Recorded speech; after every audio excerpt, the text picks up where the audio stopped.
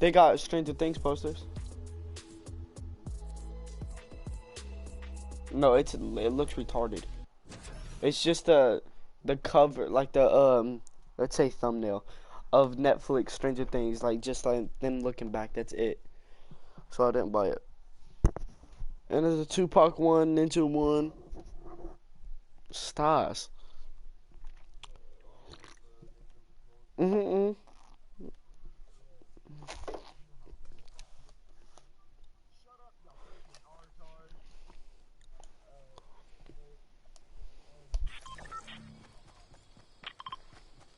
Mm-hmm.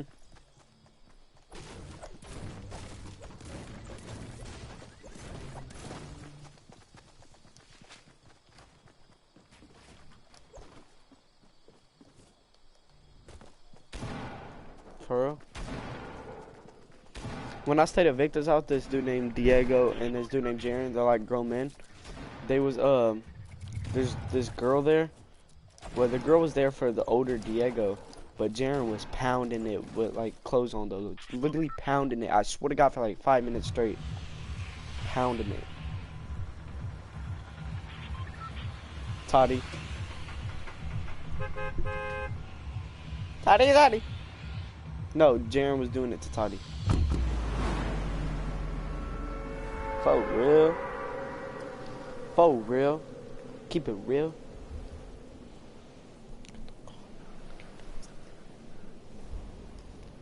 It's all my gang.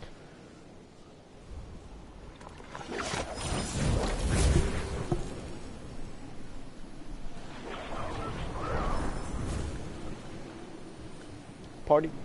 Oh. Jorge.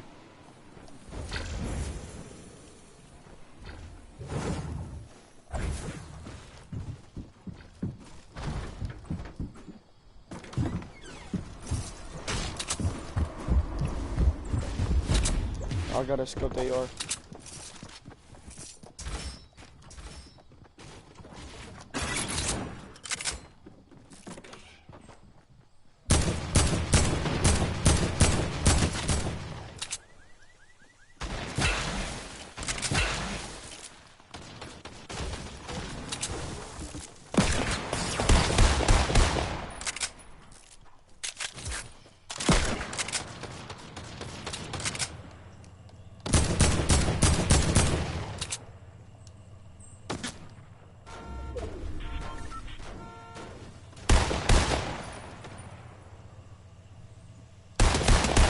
$26 2 times on the dude on top of brick.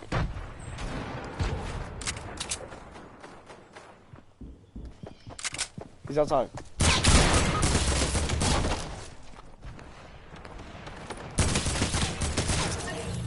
I need a pump. I need mats.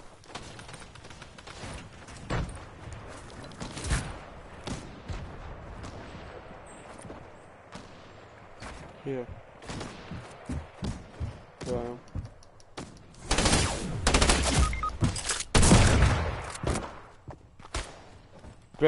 Res. He just got knocked. He's...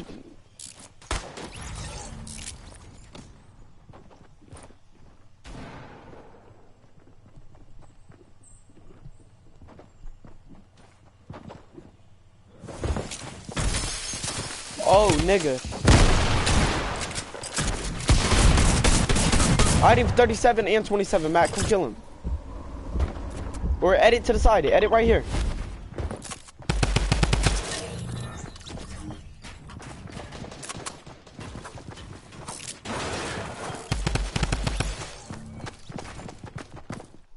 That's such a bad game. I like how my pump does 27 to the head. Super close.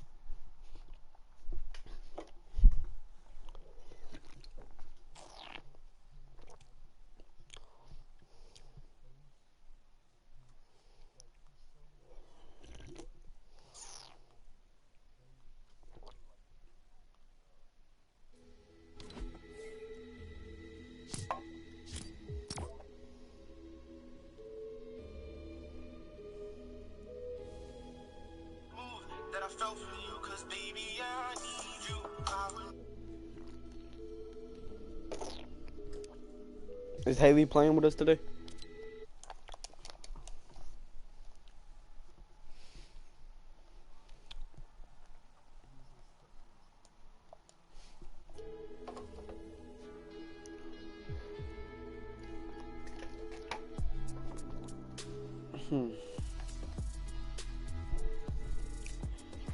What you call it? I'm gonna watch. What? Why?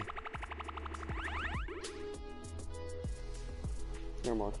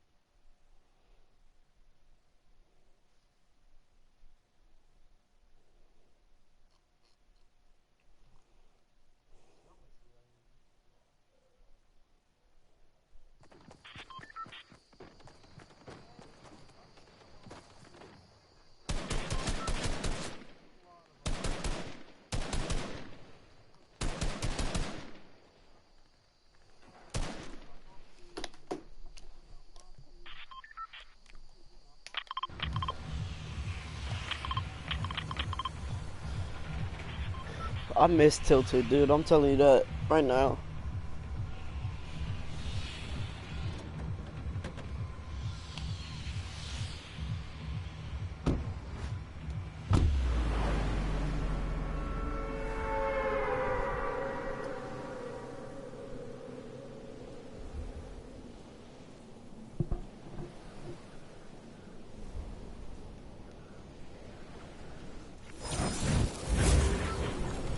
I wish you had one redeploy right off the back, like as soon as you jump out the bus, one redeploy. You're glad so I can bunny hop off or something. They didn't pull it out. Oh yeah, I'm good if anybody rushes.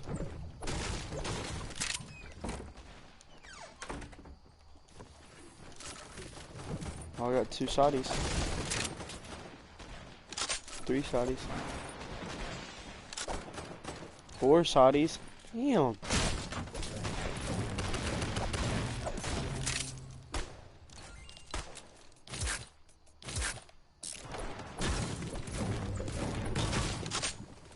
Imagine somebody had a comet attack and destroyed you.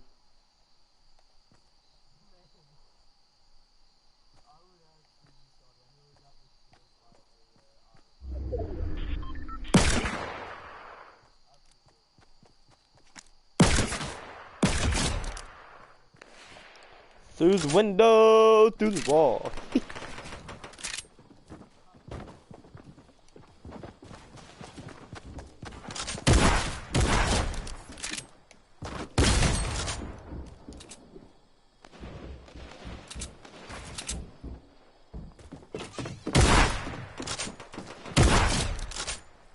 Yeah.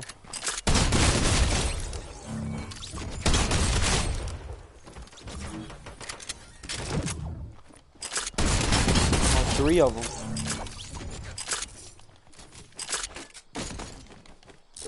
Yeah, I'll give you this blue SMG, you give me the AR.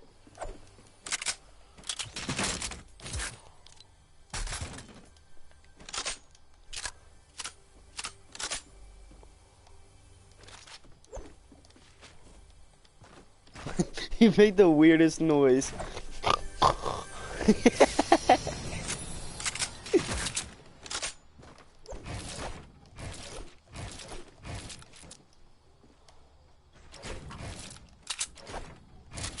Roberto.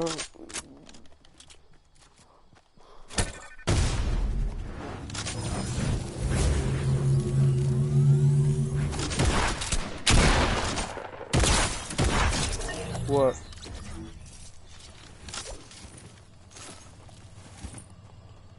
Coming, Matty Poo.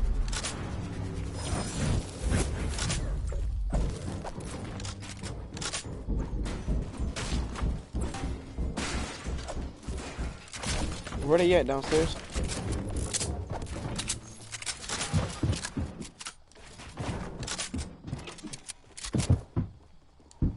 Don't rush. Let them rush us.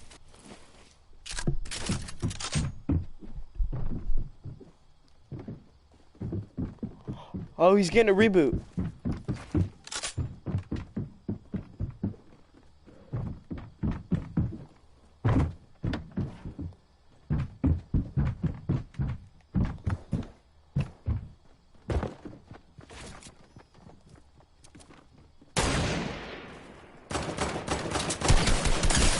He's shieldless, shieldless. Come on, Matty Poo. 25. Got him. God, dude, knock yourself. Knock yourself.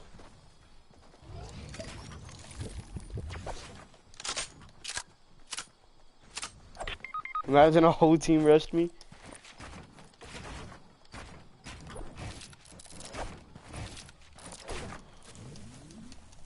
Hey, before you start healing, let's run over to Grandma's house for the camp. Drop me. No, never mind.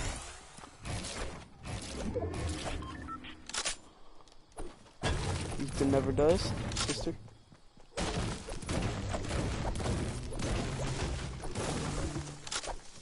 I feel like we speak on dude's name at least. Chuggy Juggy. Yeah, buddy. I'm looking for shield, buddy. No, buddy. I'm looking for shield, buddy. No, buddy. What you know, Matthew? Who had a big pot?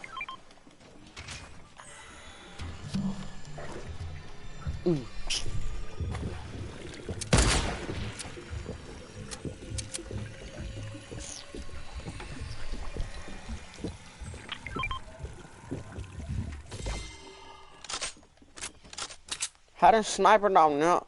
Oh, I want that. Never mind, I need them.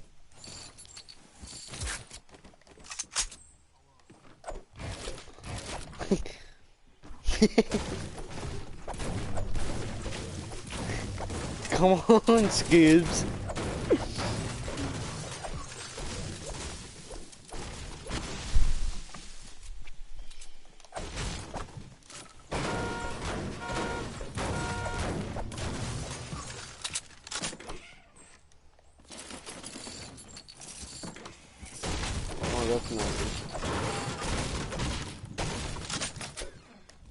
Let me get somebody. You got who? Hey, nigga, you gonna get diabetes today. Can't get him when you got him. A dog. SDs.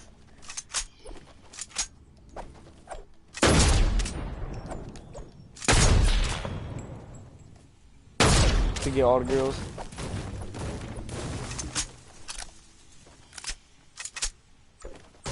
I bet he says nigga. I guarantee it. Hang out with Seth all the time. Smokes all types of weed. On me.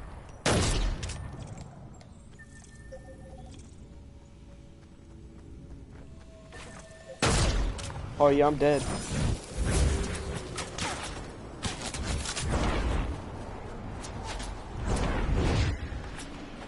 Oh, double penis mountain. There's like 3 of them. Don't tag me, please, please, please.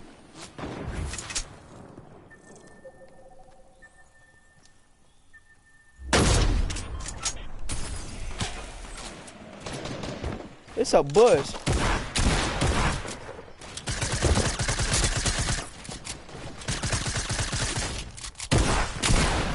I'm dead.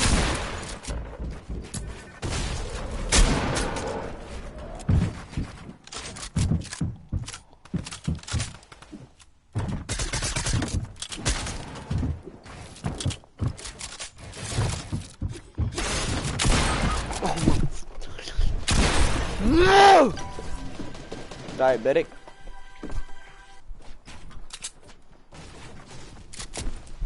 Dude, that's a fucking sweat team right there, I swear to God.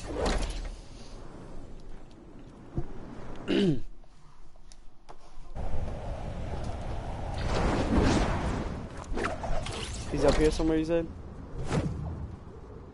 Probably dropped down.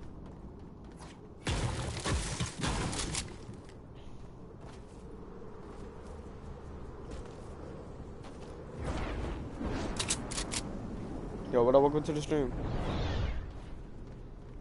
I'm telling you, he's down there, Matt. Or he's under the stairs. He's right there. Nope. ILL be home later, let us play. Yeah, he's rezzed.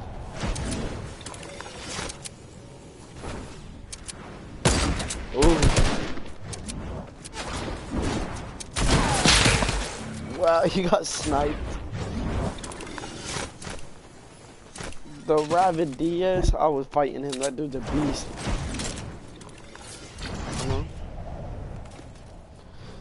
That's who I took my first shot at, and I ran. Because the whole team popped out.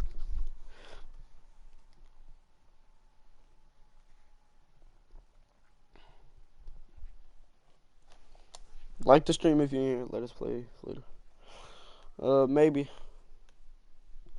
Most likely, yes. Somebody wants to play later.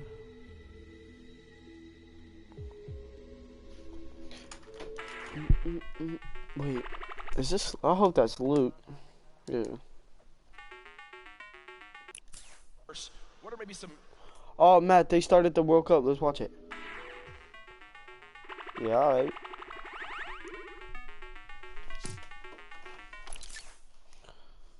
In probably less than 10 seconds. And also there are some metal anchors in town that you can get from. Hey, Luke, watch my new video. Just dropped it yesterday. The most valuable material. 13 hours ago.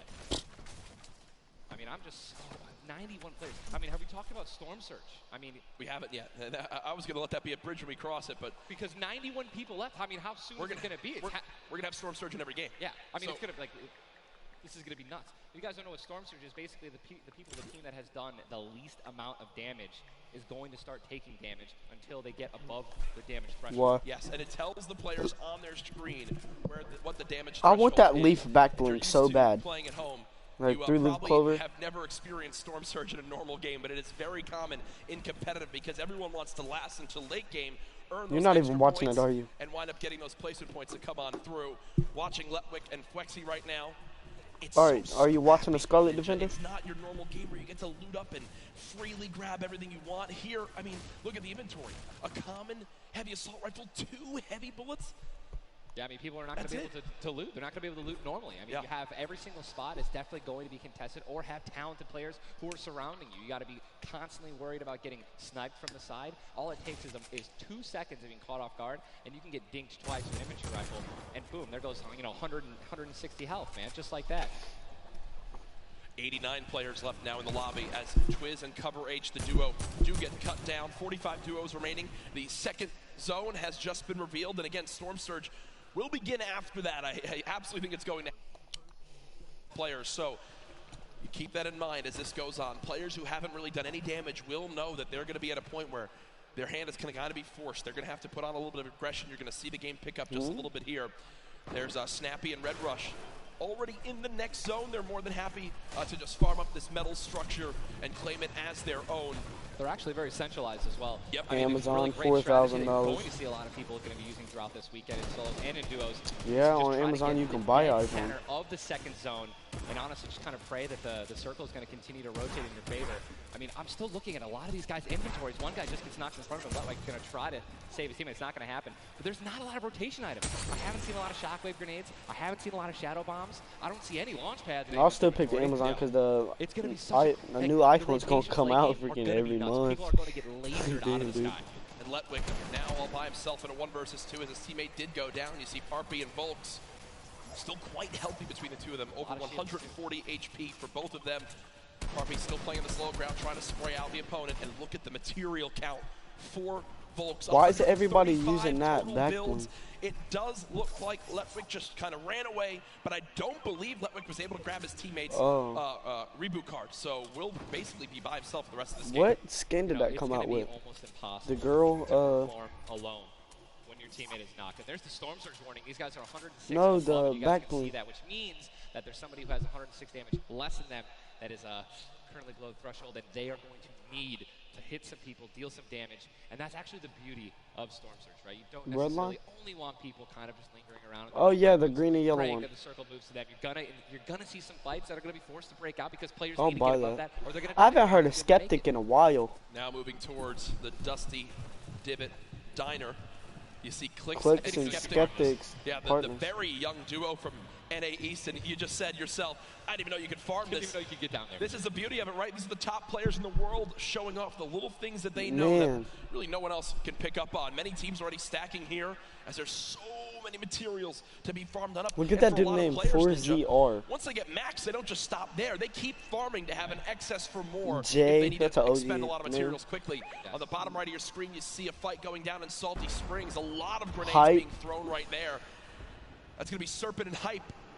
Serpent and Hype in a pretty decent spot. You're seeing, if you guys can look on the minimap, Clicks. How do you even? Single team is how do you even get them names, dude? Everyone is safe in the next circle. It is moving in.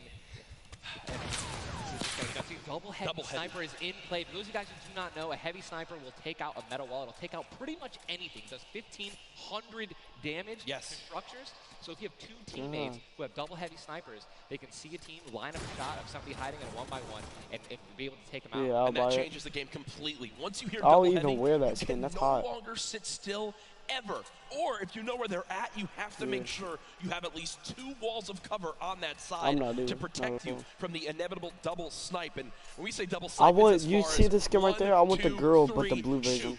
And they both fire at the same time and catch you off guard. There's absolutely zero time to react. And one thing you guys we were talking about are the rotation items. We got 6 shadows for this guy, and they have a baller, so they're sitting pretty. I think these guys are in a great spot. Absolutely. Red or black. The zone did just update towards the northern side of this current storm. Storm Surge is now in play, so players beginning to drop. 80 players in total in this game. They will just rotate on out of here. Hype and Serpent don't want the fight. And that's Jay now quite weak.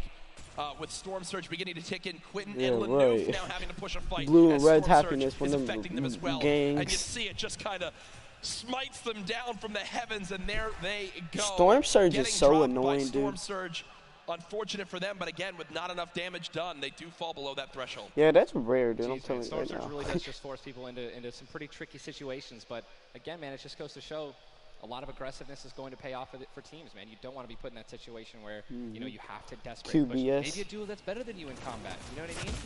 And Airwax and Nikov that's a replay. Was that a replay? They just went down. Airwax and Nikov are winners. Well, Airwax at least are back-to-back winner of the Pro-Am. Does go down. Airwax double qualified as well. Tough first game for them as they do go out quite early on. 71 players left in this game. 38 duos. Again, it's a slow crawl as everyone begins to drop. Have you ever seen anything like this in competitive? No, I think that the only time that we saw numbers like this were when the circles they didn't really chunk that much and they were more centralized in the beginning of competitive. So really no one had to rotate that much and no one had to fight. So now that these circles are really just kind of moving around the map, you can't really predict them.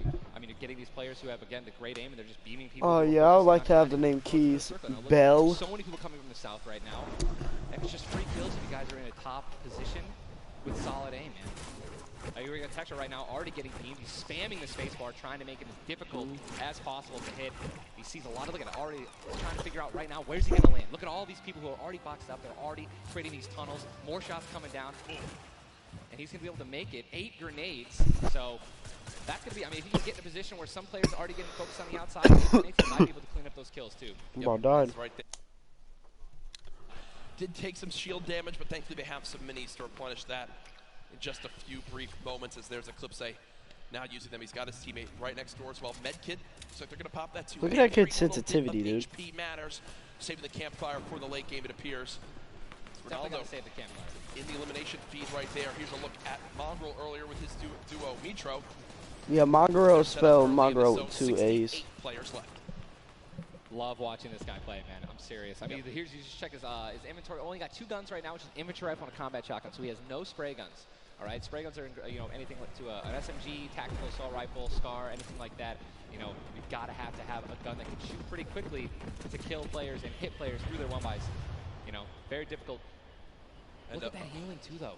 Yeah. 5 slurps, two slurps, 5 chug splashes. And they already have a slurp ticking. This is insane. They're super close to the zone as well. They don't have to move too far. Yep, and material-wise, look at that, 135 total builds. They're in a fantastic position to make some noise in game number 1.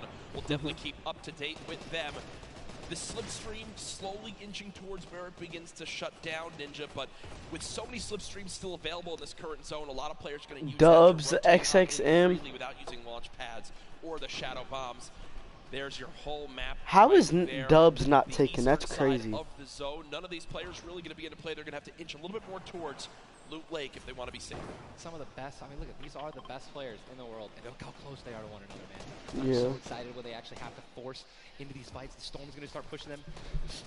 Look how, I'm sorry, man, I just can't, man. You guys notice also, Stinks, man, these players are so talented. It's going to be so hard to spray through their walls and actually deal damage to them. So you need things like grenades, like Stinks, right? Little fart bombs is what I like to call them, to force people out of their 1-by-1s and try to shoot them as they're rotating away and trying to build new 1-by-1s to dodge the Stinks. You see the Stinks right now. Oh, my girl's dead.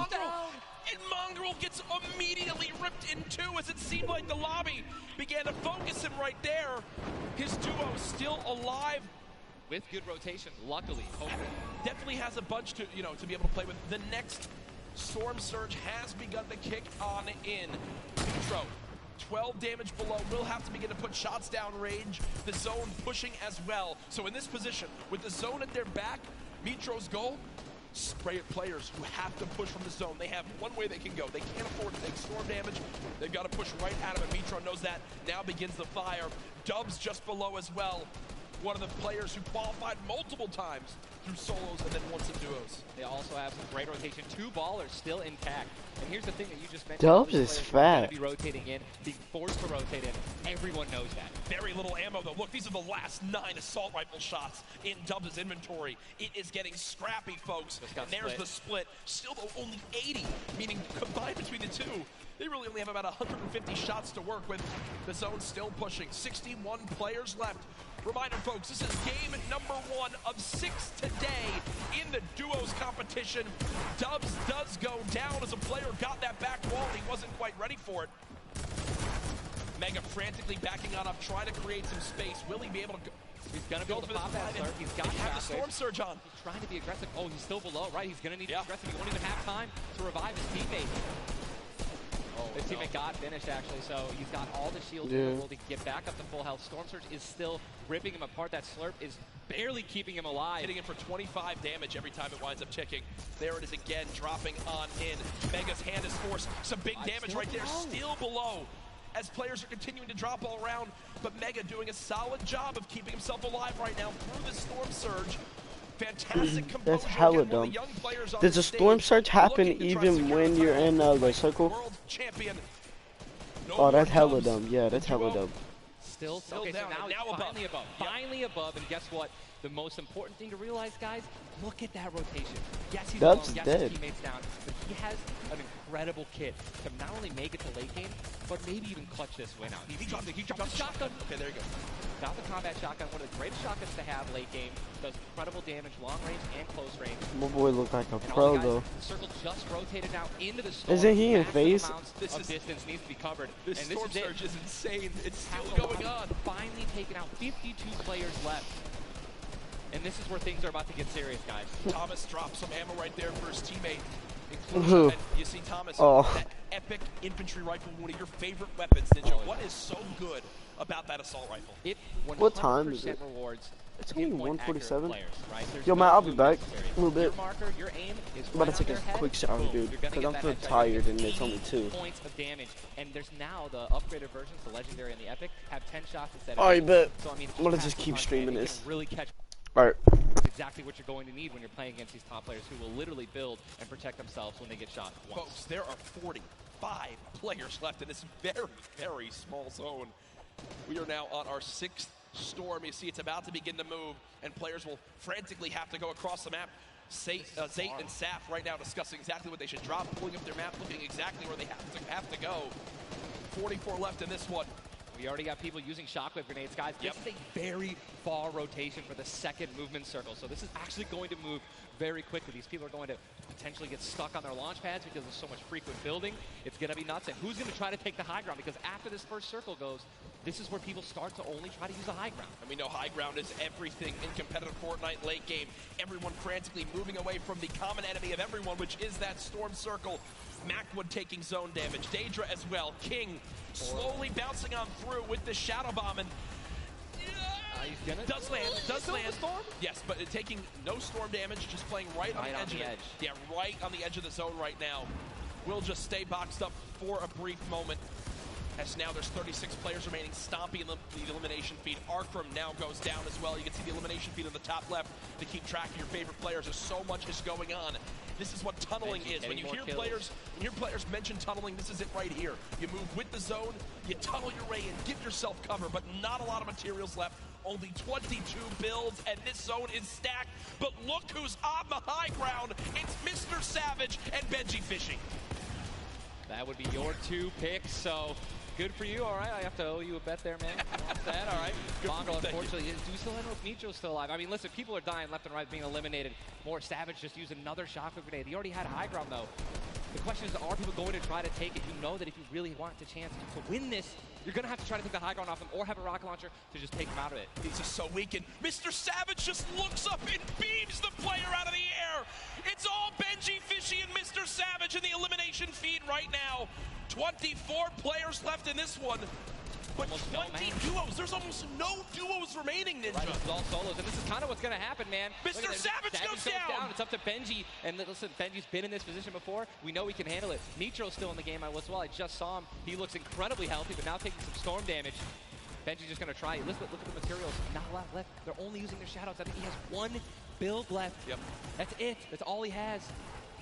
He's got 10 total builds. 10 total builds. He's just trying to outlast as many players as possible. Remember these placement points. We've made it into our top 10 duos. Now into our top 8. Zayt and Saf now.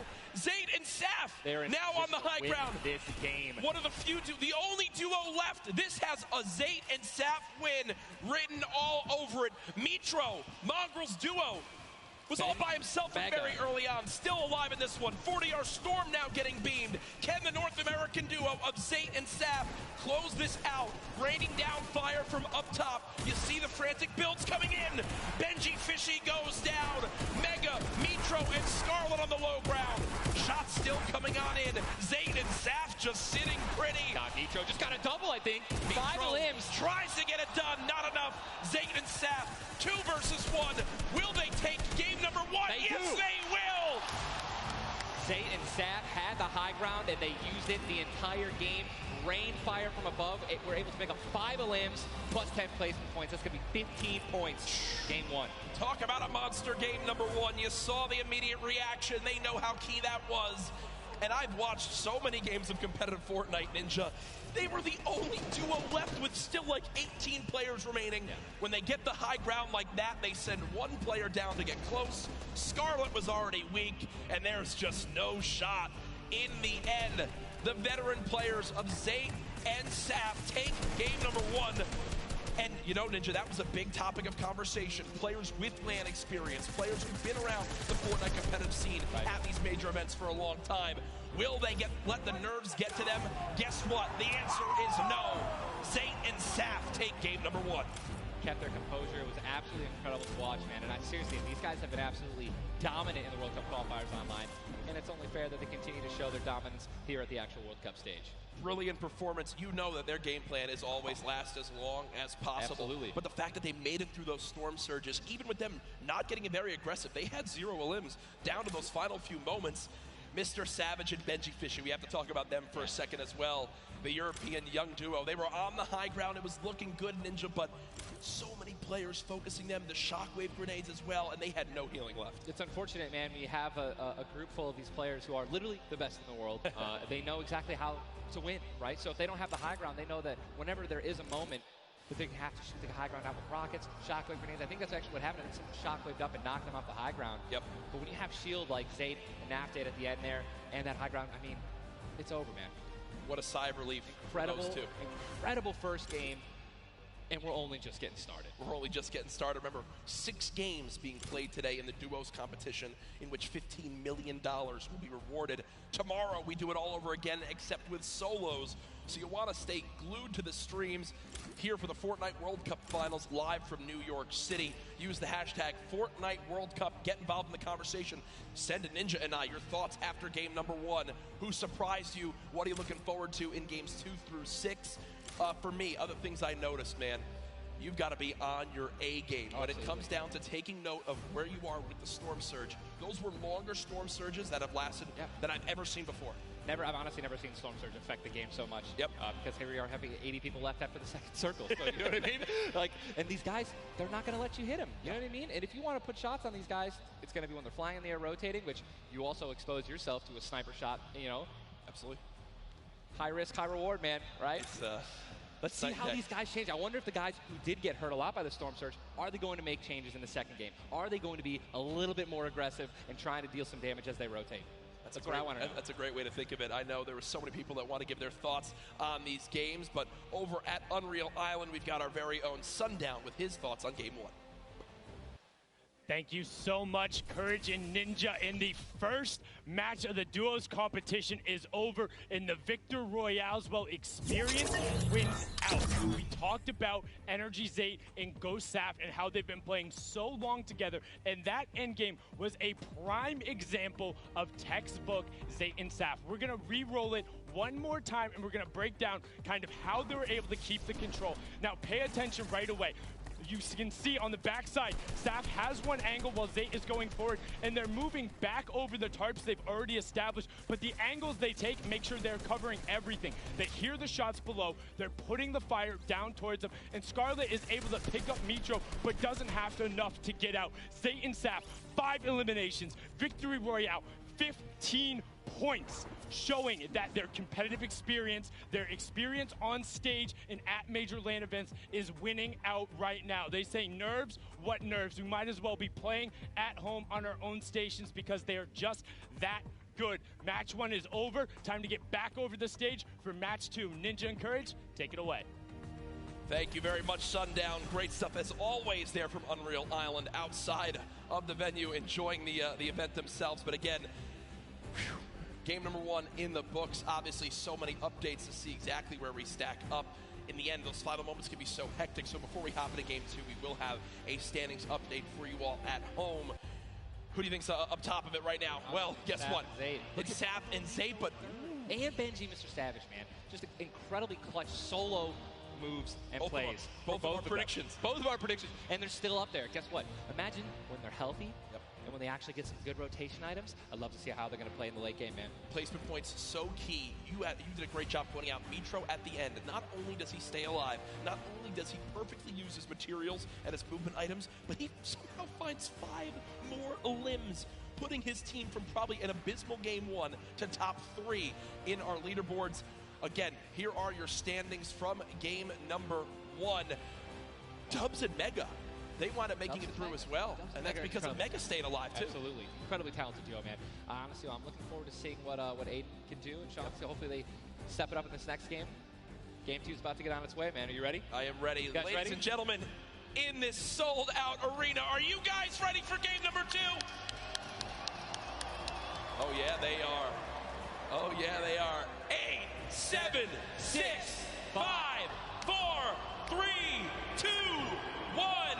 The battle bus has launched. Game number 2 of the Fortnite World Cup Duo Finals is underway.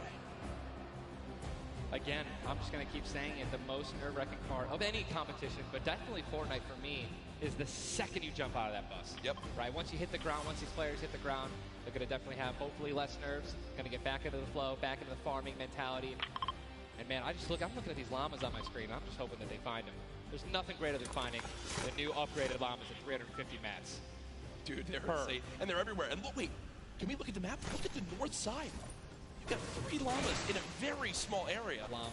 And many players have gotten better at spotting llamas from very, very far away. I mean, the one thing I tell, I was telling my teammate Malachi, I was like, listen, man, sometimes you just actually have to tell yourself, hey, we should probably look for llamas as we're flying in, because, you know, usually you're looking for players who's going to be landing next to you. But if you actually keep an eye out for that adorable pink, purple, and blue llama. And there's one. I mean, look, you're just going to get rewarded with shield, rotation. There's Shadow Bomb Storm, campfires, minis. I mean, these are incredibly valuable. And remember, materials get capped at 500 of each type. So when you get 350, it's done its job for you. You can spend much less time looting and, farming, and much more time looting. And look at Zay perfectly using the Shadow Bomb Ninja. For players at home who are wondering how he just used it for way more than the 6 seconds it actually lets you use it for, explain a little bit of staying on the side of the mountain. Yeah, all you have to do is just continue that jump animation. That's going to trigger the double jump.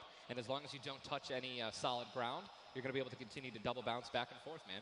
It's an incredible, incredible use of the Shadow Bombs, and you're probably going to see a lot of players do something like that in the late game off of other people's builds, and which is way more difficult to do that off a mountain, by the way. For sure, as we now take a look at the Storm is landing far, side of the map, and this Storm is very far. Great point to bring up there. We can see on our side, the zone right now basically gets cut off at Dusty Divot and Neo Tilted, and the rest of the north side of the map are in play. So everyone near the middle and south side will have to move, and you see in the elimination feed very early on, Elevate does get cut down. So a tough start for the duo from 100 Thieves right there, as you've got to wonder if Arkram's still alive. Either way, though, Daedra and M11Z looks like they have players down in Loot Lake. Lucky Landing, and they do have a duo nearby. Looks like they're trying to obviously back away while continuing to farm up. Lucky Landing is not really a 4-person landing. When more than two people land here, one of them is going to be leaving a little bit handicapped. And Yu Wang in a fight right now, popping that last big shield, so all of his damage that he will take from now on will be permanent unless he gets an elimination and gets. Look at how good these stink grenades are right now. Scram and Mexi have lost so much HP off the start of this one just from getting ticks. The spray does come on through. A third party, though, beginning to shoot down on a Yu Wang. So another player putting their attention towards this fight. Trying to line of sight at Snobby, but KBB does go down. It's now Yu Wang all by himself, and no materials left, Ninja. He can't even take a wall. They're really, this is an abysmal position to be in. Yu Wang knows that, trying to fall back to his teammate to maybe sneak a revive, but I just don't see. A lot of these players really are kind of hesitant, you know what I mean? They don't necessarily want to push. There is a third party now. They don't have a lot of shield. Are they going to get off off the right play? They're going to push forward. Yu Wang, no shield. And he's going to get the double! He's going to get the double and the revive on KBB. And there was some delicious shockwave grenades that just slid down the ramp. Yu Wang takes them down. The 4 builds left. I believe there was some help. The shots that came in from that third team getting nearby, which weakened them at first. Yu Wang gets the cleanup on the last one right there. What a swing for the duo. Shot does come in onto Keys, though, as another fight going down just outside the desert side of the map. Keys and Slacks up against 2. Running out of materials already, and guess what? These guys are at the farthest point of the Storm. Yep. So this is not, they can't afford this fight, right? The longer this takes, they're not going to be able to get materials. They're going to be burning all the materials in this fight right now. So they're definitely going to need these elims to make up for it. That was and he couldn't get the knock on Landjock. And Landjock and Punisher went down early last game as well, and it looks like Landjock will suffer the same fate here. Upgraded combat shotgun, you know he's going to take that. Punisher trying to make some plays here. Still, now it is a 2-on-1 situation. Just need to play the numbers advantage. And again, Storm is about to start moving, so they're going to have to make some plays sooner rather than later. No ammunition. Very few builds. No shield. This spells disaster, and Punisher goes down, and there's the frustration in the player camera right there. Slacks and Keys, 2 quick eliminations. But you mentioned they can't afford to do that. It takes so much time in that fight. They've got to go very far still. Now over to Neo Tilted, Clicks and Skeptic in a fight. Got some shield. Doesn't necessarily want to use this mini to only get a 10. And he looks like he's trying to obviously take some walls, help his teammate out. No, he's getting taken. Is there trap kill? He's going to get the knock. Unbelievable, incredible place. Bad Sniper goes down, and now he's continuing to branch out. When you guys are in fights like this, you always want to do exactly what he's doing right now, which is branch out, continue to build these little 1x1s with pyramids, try to confuse your opponents of where you actually are healing up.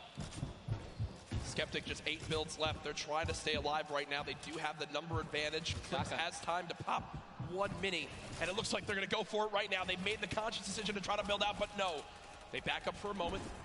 Finally gets a shotgun. Yep. Shotgun picked up.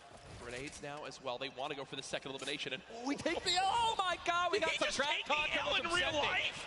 Did he just take the L in real life? Homie, this is land. This dude's gonna come over. No, I'm just kidding. 40, but the Stinks come on in. Stinks coming in, 22 health left, Campfire down, he has. Oh, and look who's here! Third party, hello! Look who's here! NA puts up the take the L, and EU says, no, no, no! This is the World Cup, baby! I'm gonna show which continent is best. Mitro and Mongrel, full HP, and they storm roll through. Dual links for Mitro, Clicks still right there. Down low. Wow, incredible. Look at that kit. Gold Scar, Gold Combat, Heavy Shotgun, or I'm sorry, Heavy Sniper Rifle for taking opponents' walls. Look at, they're just stealing and bum rushing, and that's going to be it. And there's no shot right there. Skeptic, you saw, hey, putting on a show. I love it. The man does YouTube for a reason. But then also a fantastic player. I think speaks a little bit too soon. Aiden now on your screen. Does knock one. Hasn't finished the elimination yet, so still will gain 50 HP if he can get the full. There it is. Now a 2 versus 1. Aiden and Sean. Look at how weak Sean is, though, Ninja. Sean has absolutely no health. A little bit of shield. Hopefully we're going to drop some minis here. Aiden being the good team that he is. I'm sure he's calling it out right now. But it is also a 2-on-1, and they don't know, we don't know how weak this guy is right now, but if he is weak, they're going to look to try to trade. And there's a double shotgun shot for over 21 white. Players no shield left are going to try to put the pressure on. Sean has health, and look how aggressive they're being. They're both one hit. They can actually trap. They're going for it. They're saying, you know, you would have thrown the trap down by now. And there it is. And look at the take from Aiden.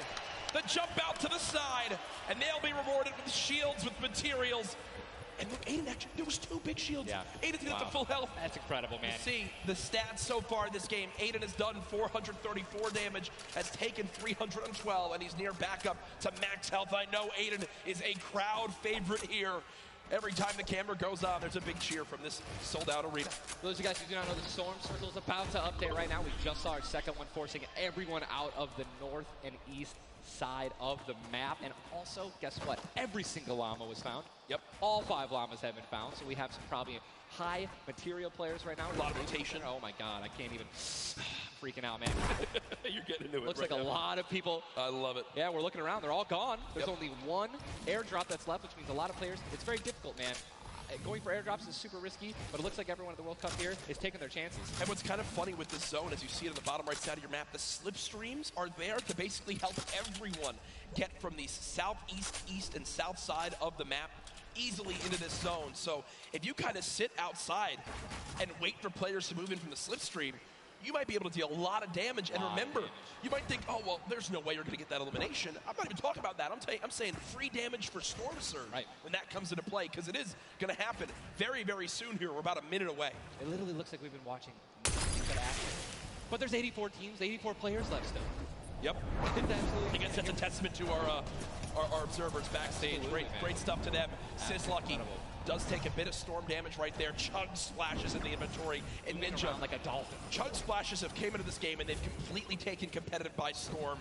Are they the best healing item currently in this meta? I think that, there's a lot of items that get added where, not everyone is all unanimous about it, right? Some people do not like it. But let me tell you something about these splashes. I don't think I've ever seen more positive, reactions from an item being added than when Chug Splashes were added. I mean, nothing but positivity on Twitter. It was absolutely incredible. I woke up to some delightful posts. Delightful Just some delightful posts. Yeah. Those of you guys who don't know what they are, each one, Splash, they come in packs of 2. You can stack up to 6. They give you 20 health, 4 shield, whatever you're missing. And they're instant. You throw them down the ground, and they can be used to heal you and your teammates around you, as well as, if you really want to be a troll, your enemies that you knocked. Here are Mongrel and Mitro in the zone, and you talked about this inventory. I'm going to come out and say it right now. There is no way someone in this lobby has a better inventory than what Mongrel has right now. And when you come into this, they were already in your top 3. So they're in a position right now, Ninja, where they have a pop-off performance right here. With only 6 games being played after the first 2, they could be your leaders. Absolutely. I mean, they were only 2 points away from first, man. And they didn't even win the game. And Mongrel went down early before placing points were even rewarded. So, Sean and Aiden in another fight with Quentin and his squad. Sean trying to take some walls here. And he's out of light ammo. Out of materials. And he's out of materials.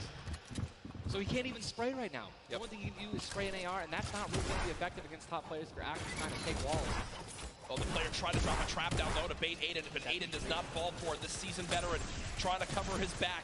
Players beginning to spray on through. Stink bombs dropping, and there's one of them. Another shot comes in. Gets his shield. That's why he went for the thirst. Yep. and grab the mats. 365 mats now. He is, or more than that. He's got. Gotta get out of the stinks. They've got to get out of the stinks. So weak 2. Look at how weak they are. And don't they can get both Sean and Aiden. They got. I think that's exactly what they should. They split up. Now he's trying to take them one by one. He's getting pushed by more than one person. Quick reaction from Aiden, but this looks like it could spell disaster for the duo. Damage dealt 639. He does go down, though the quick edit comes Making through. plays.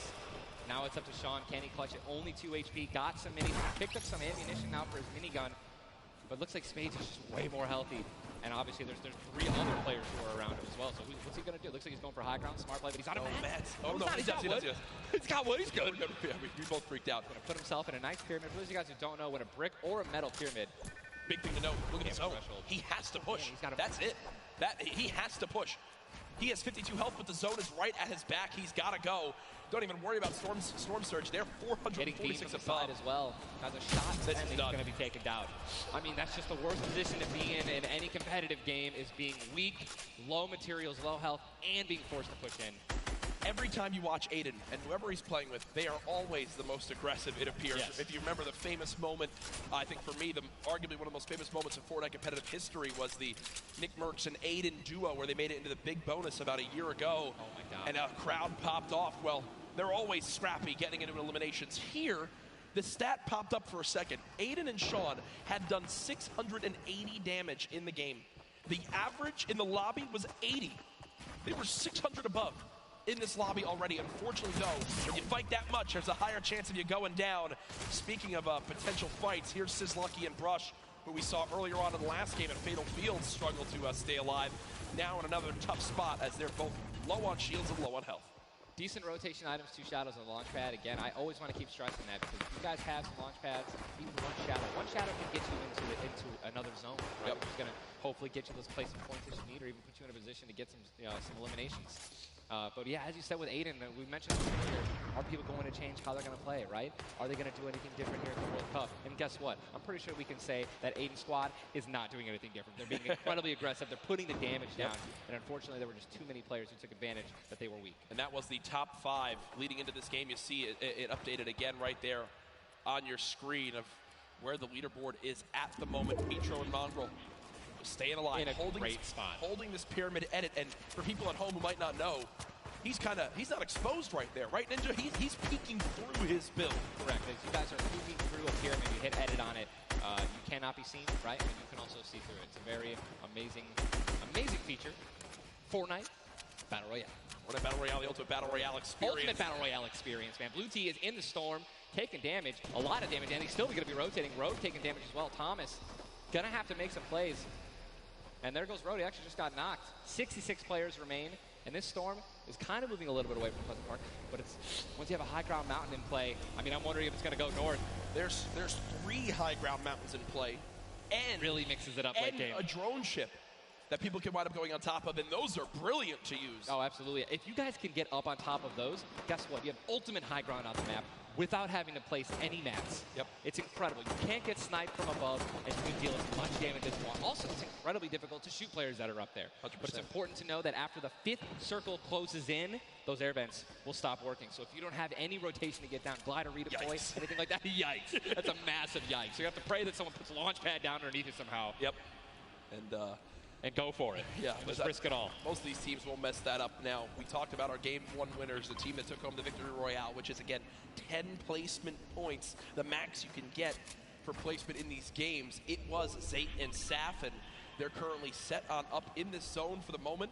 Did they just get the zone as well? Are they the yellow team in the mini-map? I mean, they're close enough for sure, I can see. I think, no, actually, no, they got to rotate a little bit, but look, they got 4 shockwave grenades. Yep. And they'll be all right. They'll be able to make it happen. Airwax and Peacock, man. Here we go. They have to rotate the farthest. Look at how many stack players are on this side of the lobby right now, and they're all going to have to move very soon. Yeah. Arkram and Falconer have a tough rotation ahead. Slacks and Keys.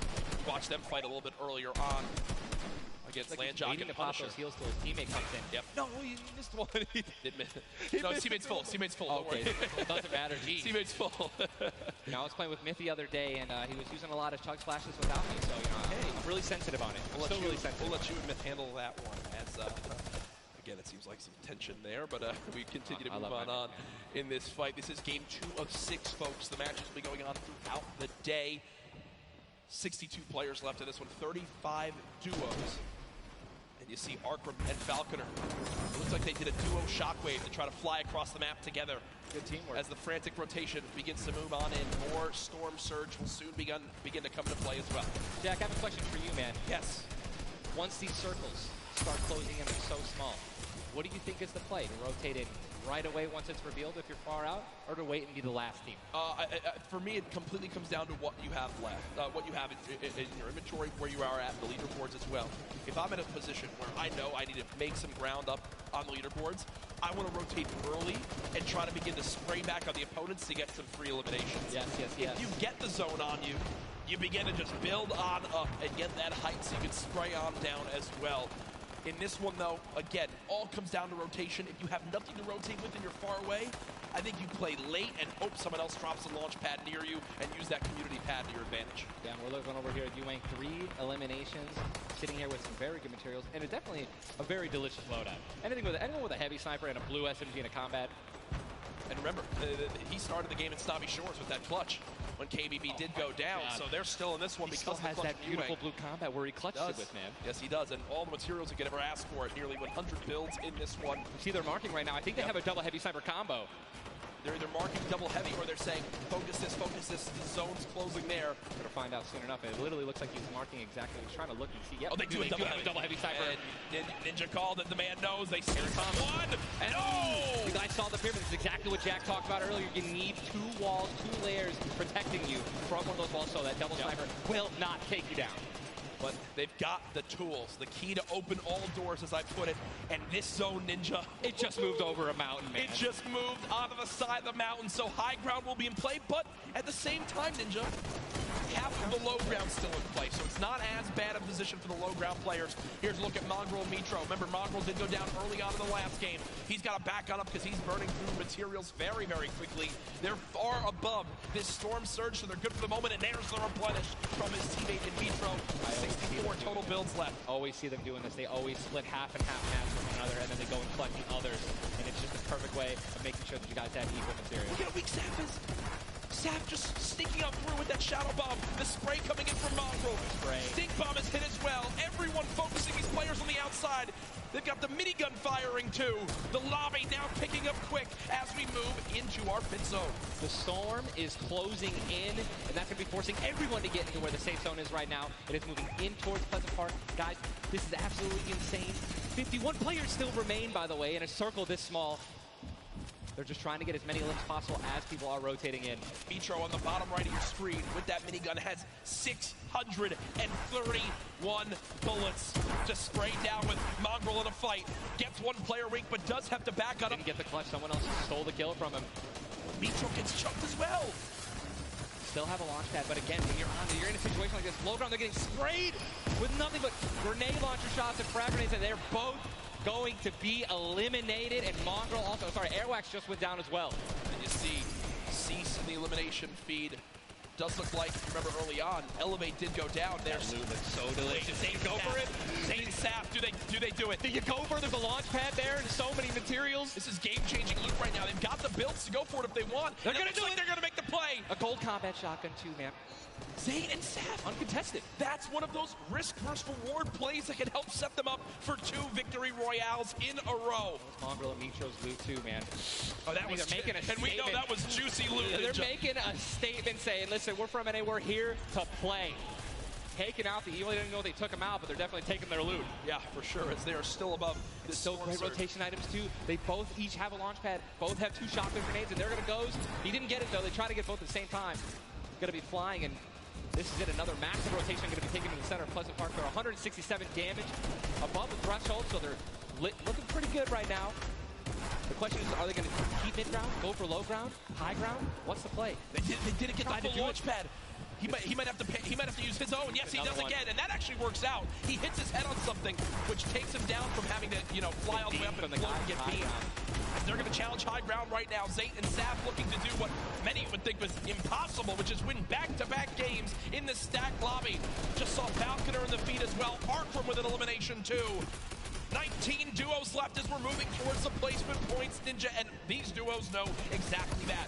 3 points if you make it in the top 15, which could be the difference between first and dead last. What are they going to do? Are they going to prioritize rotation in and not taking damage, or are they going to try to play it a little risky and go for the elims? If you're going to be shooting, going for elims, you're definitely open up to a lot of spray, shotgun shots, AR shots, someone suddenly taking the high ground on you.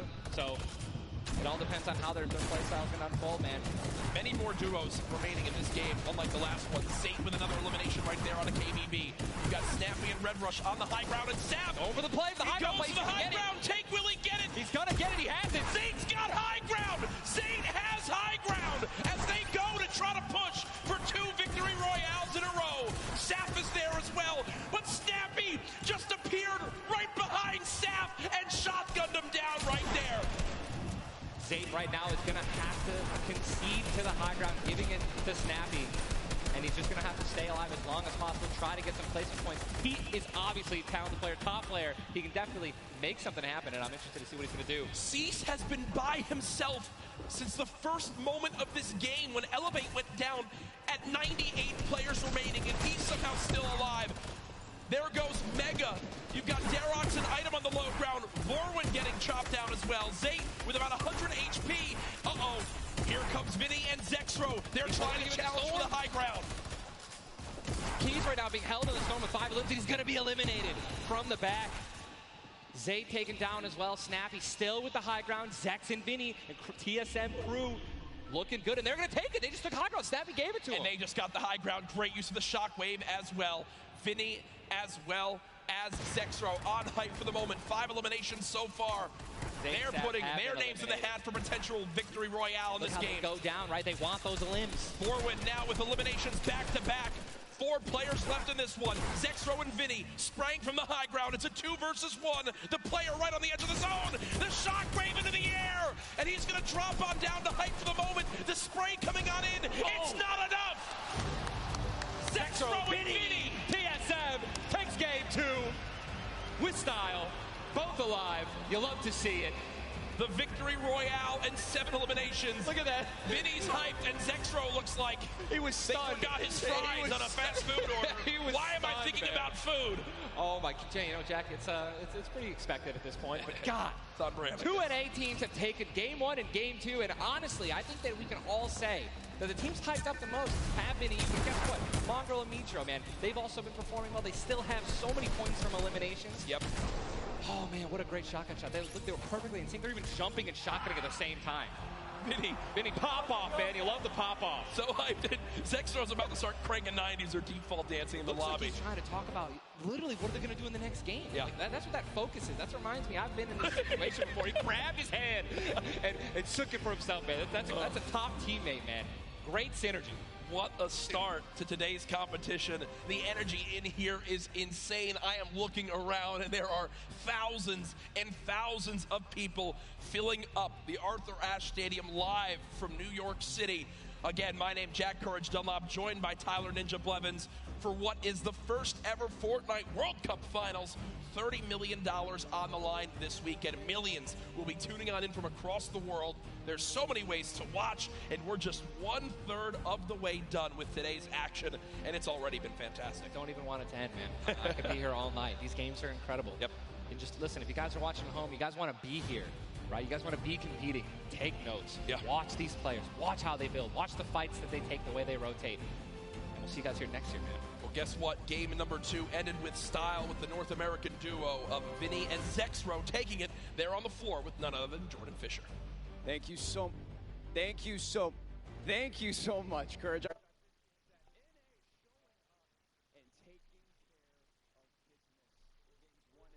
Zexro with a fantastic in, both together, which is an incredible thing, right? Walk me through the just in-game for you guys.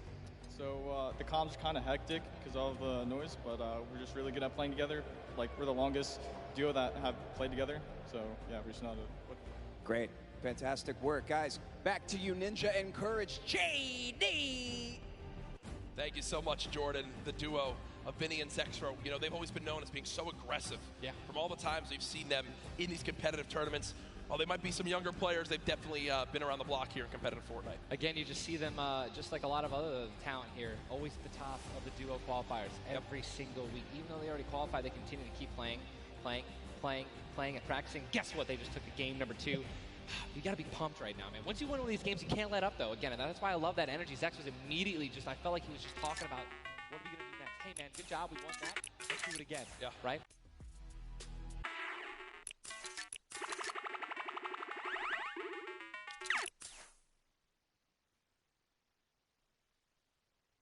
Where are things playing on out? It is still Zayt and Sap at the top.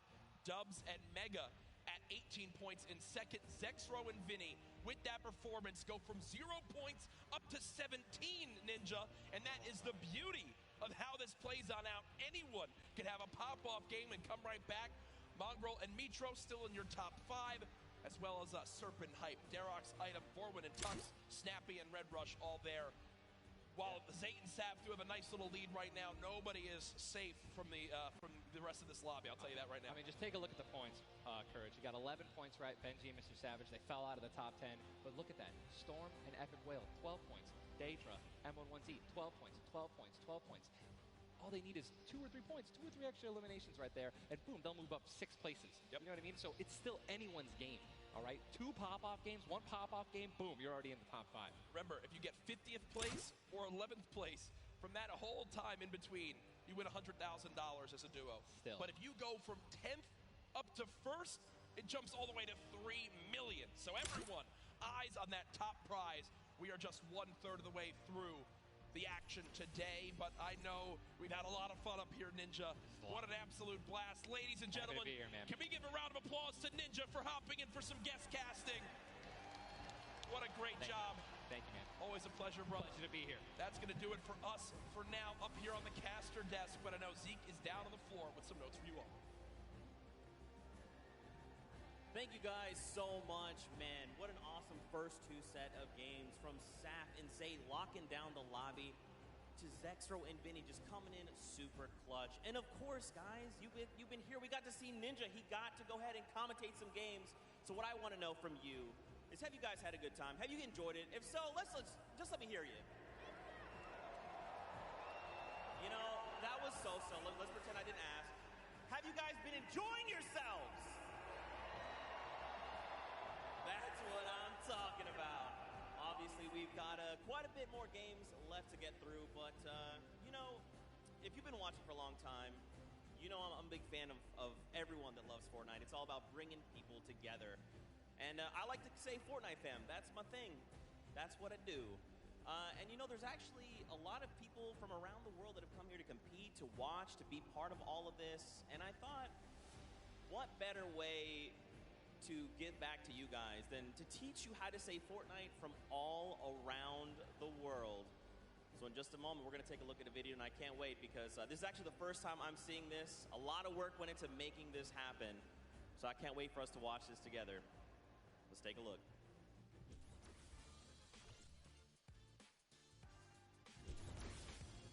Hello Fortnite fam. 포트나이트 팬 여러분들 안녕하세요. Riyad Fortnite team ja. Jag har åkt till Storio. Vad kör Fortnite folk? Jag är fan du Fortnite. What's up, Fortnite fam? 포트나이트 팬 여러분들 안녕하세요. What's up Fortnite fam? Hey, Incheon, Fortnite fan. What's up Fortnite fam? Was geht Fortnite Freunde? 冠军等着我们。What's up Fortnite fam? Yo, what's up, Fortnite fam? Are you trying to do the floss? Sorry, I'm texting. What's up Fortnite fam? What's up Fortnite fam?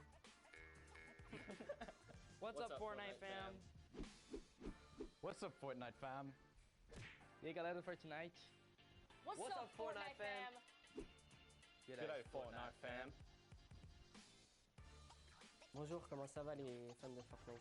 Good day Fortnite fam. Cheer up Fortnite fam. What up boys?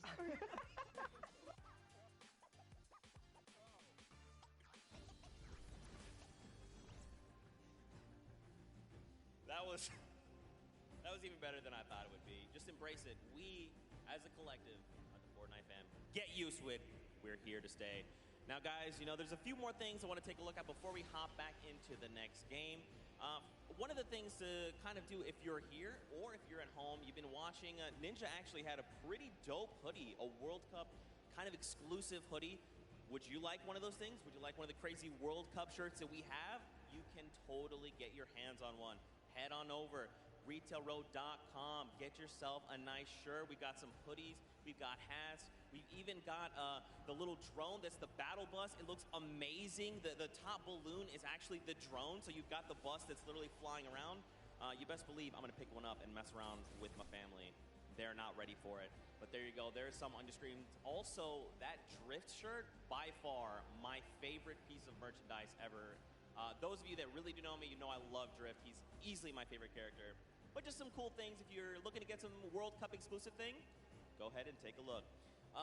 Now, for those of you who have also been watching kind of all 10-week qualifiers long, you know we love Golden Boy. And there's actually one thing specifically he was kind of telling people as we were going through interviews. And that was, hey, when we get to New York, you're going to be in my hometown. Let's catch up and get a slice of pizza.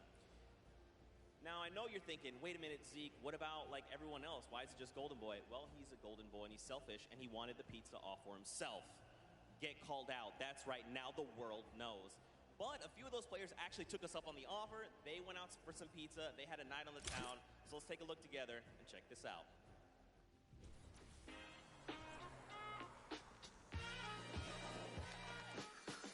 New York City. We got the Statue of Liberty, Central Park, the Empire State Building, and the first ever Fortnite World Cup Finals. I couldn't be more excited about the greatest Fortnite players from around the world coming to my hometown to duke it out. But before the action started, I took World Cup qualifying players Aiden and Chinkin out to show them the Big Apple, starting with PC Gaming Cafe Waypoint. What's up, boys? Hey. Welcome to Waypoint. Good to see you. Good to meet you. Good to meet you. All right, fellas, let's go and grab a drink. Let's go. All right.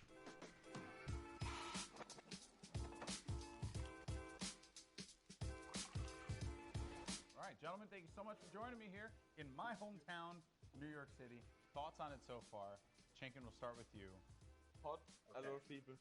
Yeah, hot and a lot of people. I'm sorry, but also welcome to New York. That's kind of the way it is out here. Where are you from in Austria? Austria, like I'm near Salzburg. And the population? 40K. I think it was like 40,000 people in the train that you were in on the way here. Probably. Yeah, so, there was so many people. Now I want to talk about the competition at hand because obviously this is going to be the biggest opportunity, I would imagine, of your lives. You're going to be playing in front of a massive crowd. Is there a way as a player that you prepare for that? I don't think like there's a way to like prepare for it. Yeah. But try to like calm down, not get like nervous, not get shaky and stuff. Yeah. And then we should be good. Like. It's still crazy having like a live crowd. Yeah. I try not to take tournaments like too seriously. If I play relaxed, I feel like I do better. I remember when everyone's like, this guy looks like he's just chilling on his couch at home, the casters, and it was like, I was just relaxed, you know, and yeah. I feel like I played better. Okay, so gentlemen, we're gonna be heading off to some different sites around the city. We're gonna go to Washington Square Park, so let's go and check it out.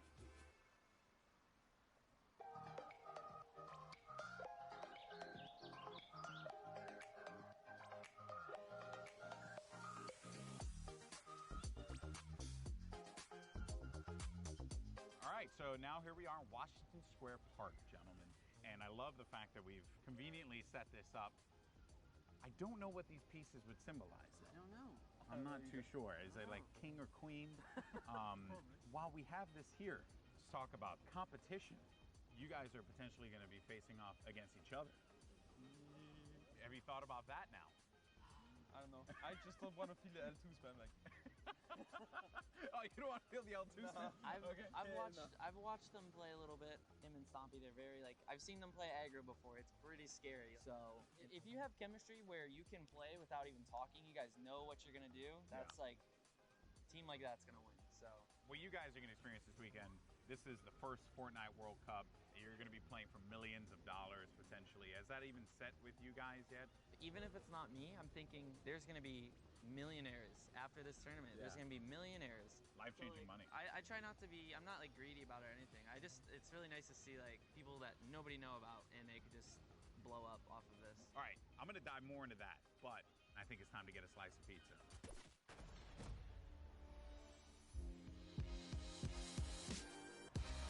Take you out for a good pizza. We'll get some pizza. To give everyone pizza. Yeah, I'm gonna show up with 2 giant boxes of pizza. Pizza. Say I won't, Bala. Say I won't. And I kept telling people, hey, I want to get a slice of pizza with you. You know, all the players, and they all ignored me. You know?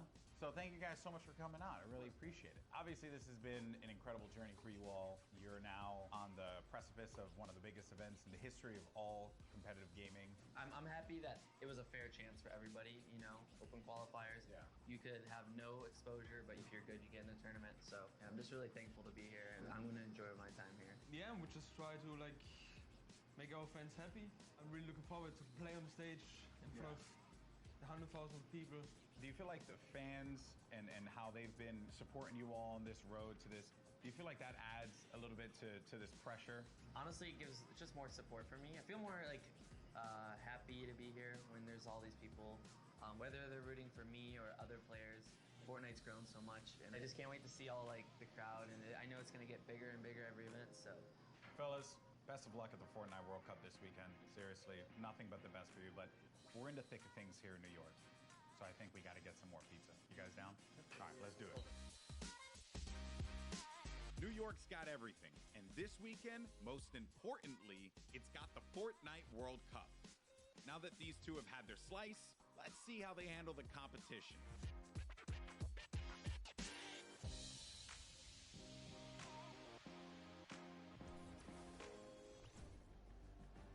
Good guy, Golden Boy. You gotta love him. You can't not. He's just the best, and it's really cool that he got to go out, hang out with Aiden, get some pizza, and, you know, just tour New York. You love to see it. You love to see it. Now, guys, there is actually a dynamic duo that we want to talk to. We actually have Jordan Fisher standing by. He's going to be chatting with Nyx and PF Zin. These guys qualified back from the Brazilian region, and they've got some things to say. So, Jordan, let's go over to you. Thank you, my friend. I've got Nyx and PF Zin here. Nyx, you have been absolutely dominating in the last few weeks, especially where the solos and the duos are concerned, being the first Brazilian player to qualify for the World Cup. Can you talk to me a little bit about the dynamic that the two of you share as partners? Nyx, você estava dominando nas últimas semanas, principalmente para os qualifiers da World Cup. Você pode falar um pouco sobre a dinâmica de vocês? Eu e o PFzinho costuma jogar bem agressivo e tentar pegar o máximo de eliminações possível. PFZ and I, we try to play as aggressively as possible and get as many eliminations as we can. As you should in the name of Battle Royale. Right now, PF Zin, you seem to balance out the fiery kind of loose cannon nature of Nyx, who is obviously a dominant player, you know, kind of helping him set up for a solid end game. What's it been like to work with such a young and fiery player like Nyx? PFzinho, você parece que você consegue contrabalançar o estilo bem incendiante do Nyx. Então, como é que é isso para você fazer esse lado mais balanceado da dupla? Basicamente eu tenho uma role de suporte, então eu meio que fico nas backlines e ele vai na frente. Quando a gente tem o high ground, por exemplo, ele tem a função de ficar embaixo matando todo mundo e eu controlando o high ground. Basicamente é um lado mais estratégico, enquanto ele é o lado mais agressivo. Basically, I have more of a support role. Whenever we're in high ground, I'm just more in the background supporting him. Like, he has a more aggressive role. Setting him up. Yeah. To fire the loose cannon at the end. It reminds me of the very W key in a West that I play on all the time, and that has really, you know, just got me cranking my 90s on a regular basis. You know about that courage, right? Am I right? Back to you. Whoa. Jordan, it's back to me. Come on, courage. He's just found the chicken parmesan. Someone whispered the word and he went running. You hate to see it. Also, big shout out to Nyx and PF Zin. I actually chatted with Nyx very quickly. He walked up and was like, "Hi, I'm Nyx." And I'm thinking, this guy knows how to talk. So I talked a bunch of stuff, told him how much I loved him. Turns out he didn't understand any of it. So I had to get a translator and tell him that I love him. But that's how things go. Now, of course, guys, I know what you want. You want more games. We have 4 more on deck. So I think for now, we're going to send it back up to Golden Boy and Monster. They're going to get us into these games. So how's CJ Mike Realm? play us in.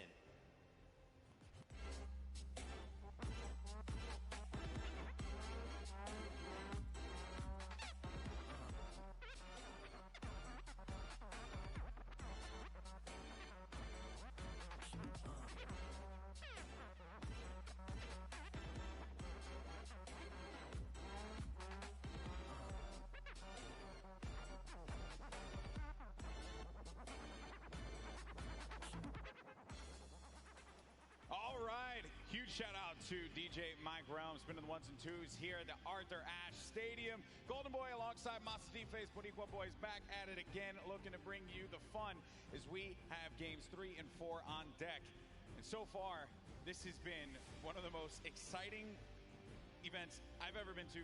That game 1 was ridiculous. Game 2 did not disappoint as well, Monster. No, it didn't. I thought for a second there we're going to see back-to-back performances from Zayt and Sap. And I mean, we honestly did. Everyone that was in the top 10 contestant, even Miz and Daedra, they were performing. We saw them cut it all the way through. And it's that level of consistency that's going to cut the difference in making it all the way through the top 10 and being a World Cup winner. What I've loved seeing is that standings page, top 10. International through and through. You got the Japanese players popping off, European players popping off, players from New Zealand. Everyone's putting in every little bit they can. But folks, it's now time for game number 3. The players are all loaded up in the battle bus, and we are about to take off. Let's see who's going to get that much closer to raising the trophy and being your Fortnite World Champions of Duos. Here we go. Keep it going, Golden Boy, because we are jumping into game 3 as these cameras populate. Your favorite competitors are here. They've made it this far. It's the duo competition. If you were nervous before, hopefully they kicked the bucket over this little break here, and they're back, and they're recuperating. I know I practically kicked the bucket after Vinny and Zetro won game 2, man. I was feeling it, man. It was nuts. And there they are on your screen. So the drop for the bus here, it's going to be a north to south one going right over that ice biome. It's going to cut pretty much center of the map there. And Vinny and Zextro, I'm very happy that they're performing this well, Monster. This is a duo that had so much success. Even going into the World Cup qualifiers, we all were like, yeah, this is a duo that definitely should make it. This is a duo that, hey, they could even win the whole thing. Yeah. Then tragedy struck as Zextro had a few problems with you know, arthritis and different things with his hands. And I'm make sure I'm getting that right. And I'm just bummed out about that. Good to see them here showing up, man. That's huge. I mean, that's what you expect of our competitive veterans, specifically Zextro, Vinny. They go back to as many of the LAN tournaments that we've seen, as does Zayt and Sap. But anyways, look, in here we have UN KVB. He's going to take down Mexi. Is Scram close by? Is he close enough? And this is a battle going down in Snobby Shores. So off the rip here, we have players getting dropped. That's actually going to be our first elimination. Lucky for us to catch that one. But there's shots coming in from the Viking Island right up above. And he just kind of turns a corner, sweeps him up, catches that full elim there. So that's his now. We got a little toe-to-toe action here, Golden Boy. Very rough situation to be in here, but Zextro now looking to engage in this one. Potentially here is going to have... We're going to go over to his POV now. Kind of get, it's a little wild, man. It's like just getting the bearings all together here, I think, for the players as well. That moment where they can just have that conversation. What are they going to do? How are they going to just implement their strategy going into the next game? What is that strategy going to be? Do you mix it up? Do you change your drop spots? These are things that are going to be so important for these players. The time that they can take to just communicate with one another. Now, Scram looking to be potentially in a world of hurt here. We heard from Nyx, PF Zin earlier on. This is the Brazilian duo. I don't think they know that.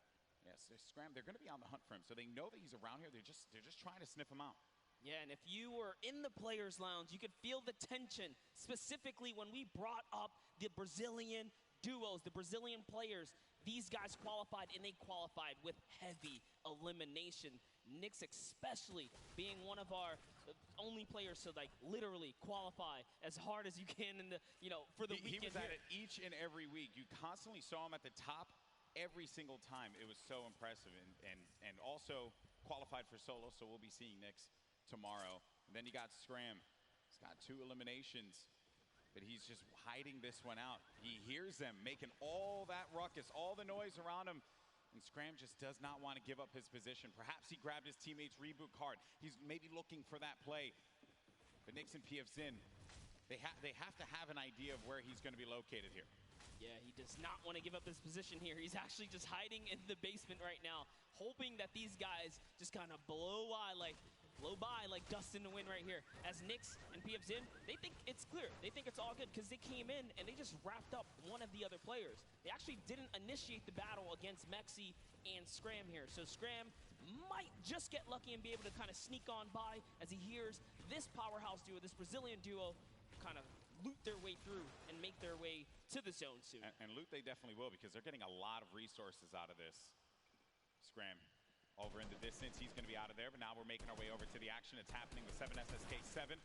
Got Spades and Crims now looking to push on for this fight here, potentially. Got some shots going off. Crims is going to play that overlook position, getting challenged there, and trying to use that advantage from the down low, a little bit of that right hand, right? Just see if he can get a peek in there. Does get tagged up, Crims. Guy does back away there, does manage to build out. And Spades is going to force him out. There you go. So they're just right now playing for that positioning, and I like the fact that they're using these, the natural high grounds, right? Get to the top, hold it down. Don't really focus too much on just trying to get in their face quite yet. Give yourself that moment of opportunity and really get a lay of the land, and then going for the engagement. Yeah, absolutely. The best duos will try their best to isolate their opponents, really force them into, very weird situations like this, force the 1v1s, and hopefully get those free shots and then pursue the push here. So again, look at how now they're split up again. So Spades and Crims are doing a great job here pressuring and isolating their opponents right now. And so far, they're definitely dictating the pace of battle here. Yeah, that's what they want to continue to do. They're suffocating them. Plain and simple, right? Not let them get any kind of movement there. I mean, Jamside and 7SSK7, they're having a conversation. Crimson Spades are not going to allow them that opportunity to breathe. That's going to be the down there. Crims managing to knock down Jamside. He's looking for 7SSK7 around the corner, and that's going to be the elimination registered. Both players are going to be out of there.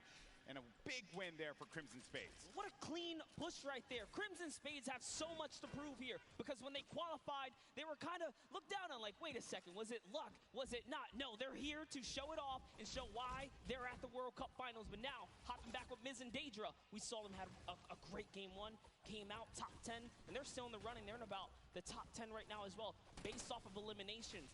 Not necessarily picking up too many placement points. They're heavily dependent on just piping up these players at these points of interest. And looks like Lucky Landers is theirs right now. And they'll have that, but let's see. Miz and Daedra. They linger about it. I love the fact that you go to this hot spot here, so there is going to be a bunch of free items that you're going to be able to pick up on. Also, you're going to have that circle advantage. It's right there, so you don't got to worry too much. You can continue to focus on looting. High ground has been lost, though. Miz needs to be careful. Where's Daedra at? He's going to be right next to him, trying to get these angles. So what they have to do, they have to stick together. Looking for the sound cues right here. Can they find their opponent, catch a nice little low ground peak right here? Low ground is definitely underrated. If you can just kind of peek out, catch a big shot, you're almost guaranteed a headshot, which is a big multiplier. Yeah, players don't really think about that, right? Like you always see Fortnite players go after the high ground. That's the bread and butter for a lot of players that play this game. But you know better than most that the low ground can pay dividends for you if you know how to take advantage of that positioning, and maybe some overzealous players to try and get aggressive on you. You got Gustavo along with Wishy. I'm actually very interested to see if Gustavo's going to lead this push here, because specifically between these two players right here, this duo, this Brazilian duo, Gustavo doesn't necessarily lead the pushes. It's Wishy. Wishy's the aggressive one here. So he has the ultimate high. He's always looking for the shot. What are they going to do? It's just a nice standoff. Yeah, and that's this whole event, right? Players have just been very cautious about what they want to do. They are not trying to get too aggressive in these fights. They know what's on the line here. Millions in prizing is on the line. You do not want to make a bad decision. Be one of those teams that are eliminated out early on. But Gustavo's going to be putting shots down. Focusing this player, forcing him to actually build up. He has no builds to work with as well. 19 HP remaining and just a hope and a prayer, but unfortunately for him, that was not going to be enough there. Gustavo's out. Wishy isn't going to happen for him either. And Miz, he's feeling it. That's going to be 2 elims for this duo. You gotta love the snarky little smirk right there on his face when you get those 2 points. Smirky. Feels so good. It's really good. It feels really good. And then Volks and Parpy. And look at this. Parpy actually dealing with this battle. And this other player that actually got the high ground against him was focus firing on Volks. Parpy pushing back here. I wonder, you get split up like this, but Volks and Parpy, they love playing a very aggressive style. They'll get in your face. They'll box you out if they need to.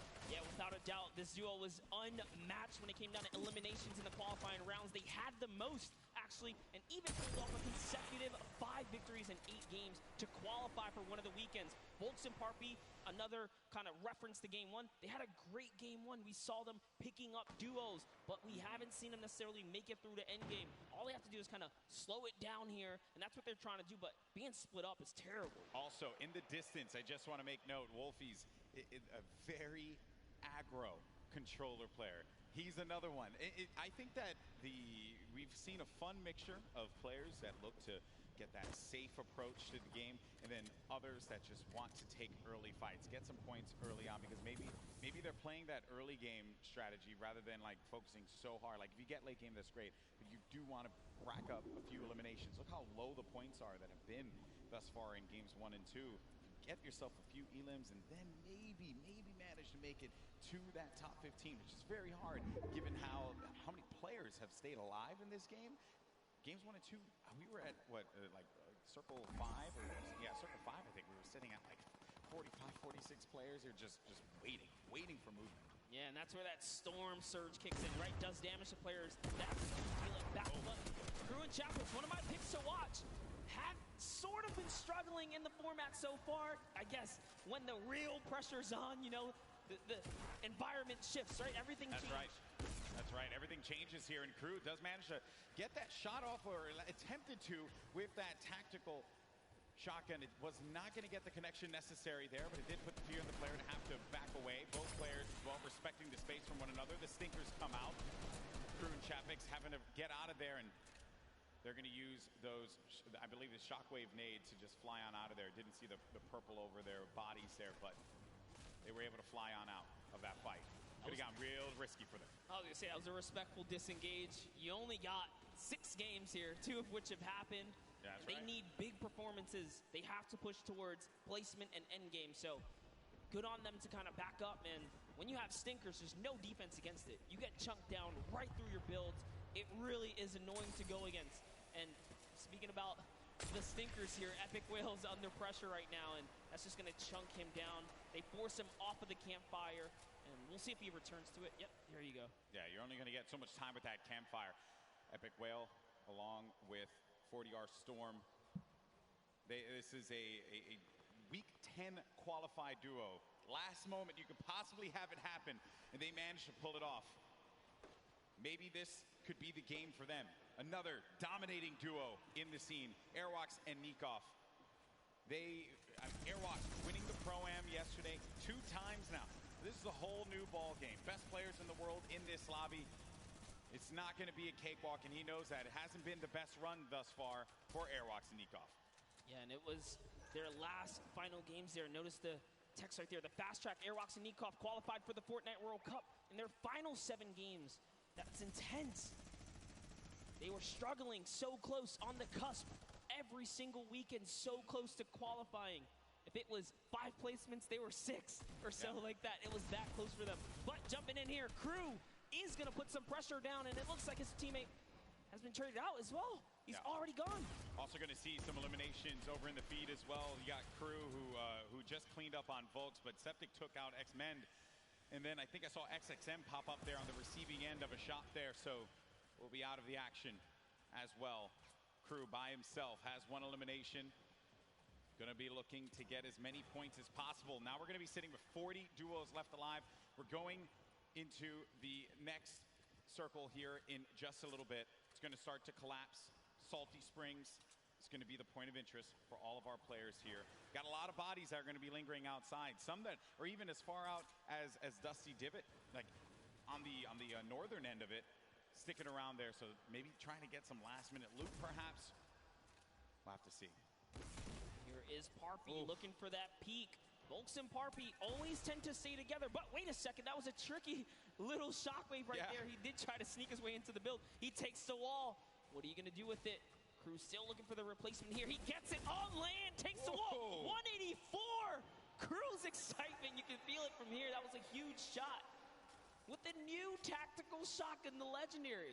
That's right. When you're feeling it, man. He went right for the fight. Ambitious, the young player there from Sweden, 15 years of age, man, and he's playing for millions of dollars. So many of these players, they're just young ones. We have a lot of young fans here in the arena today. Maybe next year this could be them. And then you got a few of the veterans. Zexro, Vinny, saw Nate Hill, as well as Funk Mongrel, Mitro, Aiden there in the corner of the screen. And back over to our Game 2 winners, Zexro and Vinny. No eliminations to their name thus far. I mentioned Wolfie's aggro controller player. He went right for Nyx and just take him out on that one. Yeah, I definitely want to see Wolfie hopefully catch some more highlights before the weekend's over. Touch base with him. He's a great kid, definitely enthusiastic about being here at the World Cup, and he feels totally prepared. He's ready to represent. He's one of the few controller players to actually qualify for this weekend. This is a big weekend for a lot of players, obviously, clearly. Here you have Cease and Elevate. They haven't found their rhythm. They've been a little quiet, man. They won WSOE, a great duo that has had success in the past, but this has just not been their game so far. Got to get something to turn it around. The talent is certainly there. I think I saw someone on the Fortnite competitive Reddit mention, why is no one talking about Cease and Elevate? And I think it's just important to note that in order for us to talk about it, they got to start doing some things. And I think games 1 and 2 has not been their game. Yeah, and I mean, we were there in the warm-up rounds. A lot of players were not necessarily revealing strategy, but whoa, that's a huge shot on Zip right there as Mitro sends one flying down the field right there. Sent him packing. Dear me. All right, so back into the action at hand. We're going to have 36 duos left in this. Notable names, obviously, Mega and Dubs. Benji Fishy, Mr. Savage. A lot of people in the crowd popped for Benji Fishy when he walked out, as well as Mr. Savage. For due reason, this is a stupendous duo. The double snipe combination from Benji Fishy and Mr. Savage. Big shot right there. These double snipes, you gotta be careful. There's no standing still in a box here because you might eat one right there. They line up another. Right.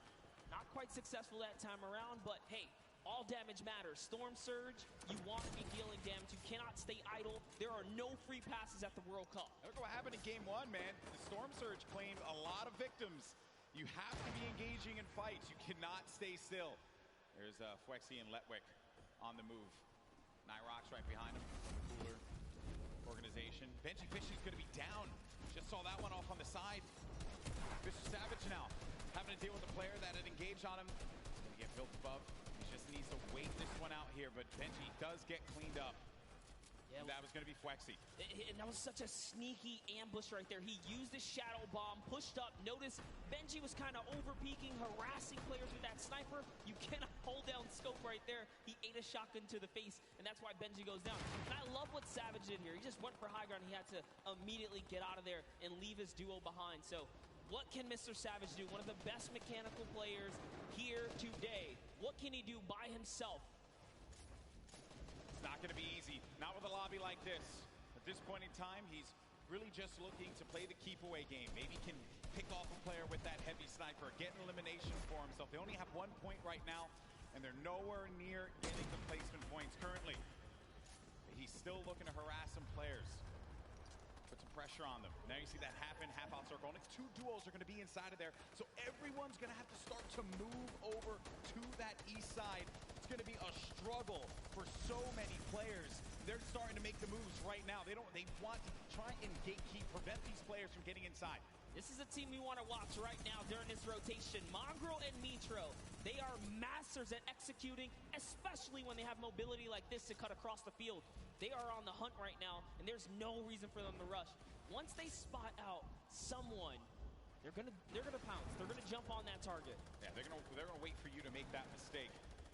And with the nerves at an all-time high here, players are certainly going to make that error in judgment. Saw it happen in scrims when we were looking at players just getting warmed up. So much at stake here, but there's the launch pad. It's going to go out now. Need to be wary of just getting beamed in the sky.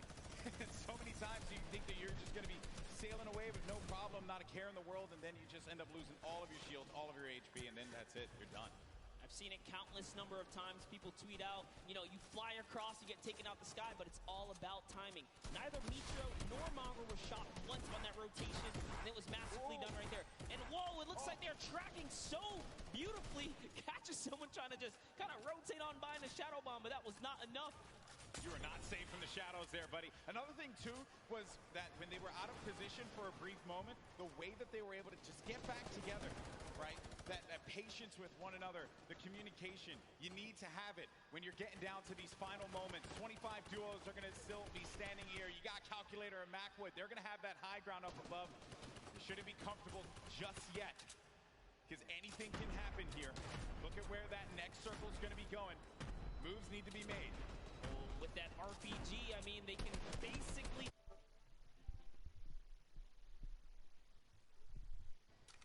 Calculator looking around, already on 4 eliminations for Macwood.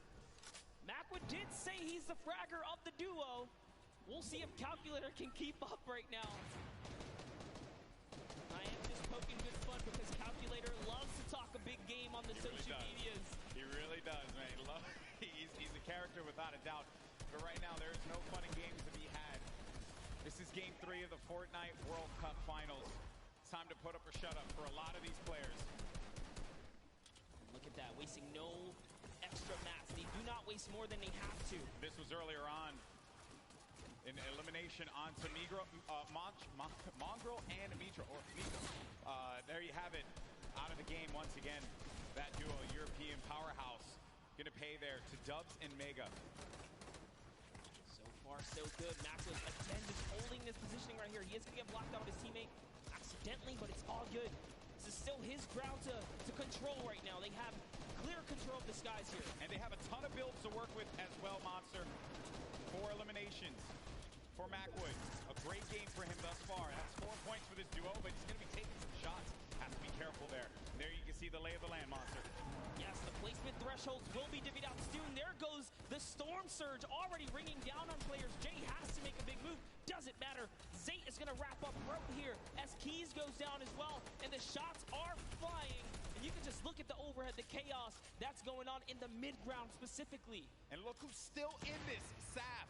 They're going to be in first place. If they keep this going, another dominant game for them, another high-placing game could be the difference maker to keep them in that first place position. Up on the high ground, Calculator and Macwood putting down shots yet again, not giving players any moment to be comfortable whatsoever. Look at the names that are here, though. The Rockets now starting to fly by Wolfies. Wolfies having to defend himself. Zate's going to be out of this one, so now it's going to be up to Saf. And Saf, he had to see his teammate go down, but his back's going to be to the Storm there. Now looking at Mega, who's waiting this one out.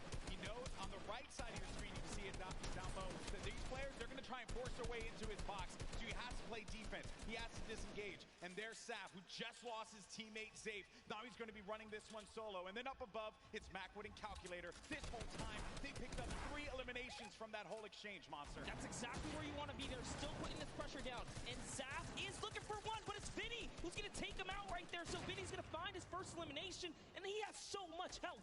He is in the game right now, although by himself because Zexro is down. And now Oslo, Bad Sniper, one of the few duos that are still left in this game right here. Arkham somehow, with a masterful rotation, he's still in as well. Bad Snipers at 11 eliminations with Oslo here. Wow, unreal stuff. Bad Sniper is going to be out of this one. Macwood and Calculator still owning the high ground on the mid. Down below, Dubs and Mega, one of the premier duos here at the Fortnite World Cup Finals. Could they get the high ground and wrestle the control away from Calculator and Macwood? Oslo, waiting for Vinny. You can see that engagement down low, but we got to focus on what's going on above here, because Macwood and Calculator, they have their eyes on Dubs and Mega, and they do not want to give them that freedom to dictate where they want to go. They want to try and pinch them. Arkrum just eliminated Vinny on that, and it's going to be Oslo and Arkrum down low, but you're going to have a clash, a 2v2 in the high and in the mid ground, and Dubs and Mega feeling that pressure, needing to just dial back here, wait a minute, because I think what they're doing is that they're just trying to see if they're going to run out of builds potentially. I mean, the play here certainly has just been defense, defense, defense. Yes, that's right. Oslo's now left by himself. All he has to do is time this firefight, so long as he doesn't bother them. But Dubs and Mega try to go for the high ground and make a fatal error. They fall to the low here, Golden Boy. This isn't looking good there. Mega and Dubs, they have the low ground, the ultimate low ground. Oslo's going to be outside, but they get the elimination. Calculator and Macwood, they're holding the high ground, and that's the victory royale. Macwood pops off in game 3. 7 eliminations for him, 2 for Calculator, 9 total, plus the victory royale. 19 points for that duo. Crushed it. There was just something about the loadout. Seeing that RPG once they already were holding the best point, the high ground. You just knew pressure, and that's what Macwood did there. What was it, 7 eliminations? Hey, shout out to Calculator too. He got a couple at the end. Yeah, he had his back. Most importantly, Dubs and Mega constantly playing that defense. Credit to Macwood and Calculator for the way that they continue to apply the pressure. And then it was the shock, sending them down low, forcing them into that engagement. Credit to Oslo now, who traps instantly to see maybe he can get a cheeky trap elimination. Didn't work out for him there, but a top 3 placing for him. Certainly got to be happy with that one. And then it came down to the final moment when Calculator and Macwood together were able to push his player with their combat shotties.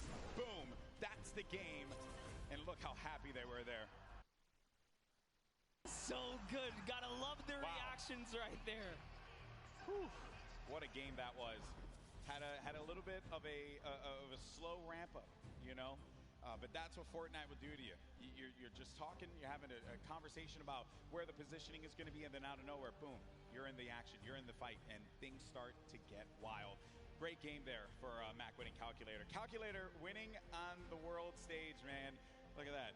Eat your heart out, Reddit. I gotta say, you know, I'm sure he's proved a lot of people wrong, and you have to respect it. Yeah. But, Golden Boy, I want to see where we stand here. Where are we right now? So at the top, it's still going to be Saf and Zate with 38 points. They have that victory royale from game 1 and 16 eliminations. Mega, Dubs, second place, looking pretty. No victory royales for them thus far. You saw Zexro and Vinny do the same thing, but it's Calculator and Macwood that jump up to 6th place. They have 22 points total, 12 eliminations in that game.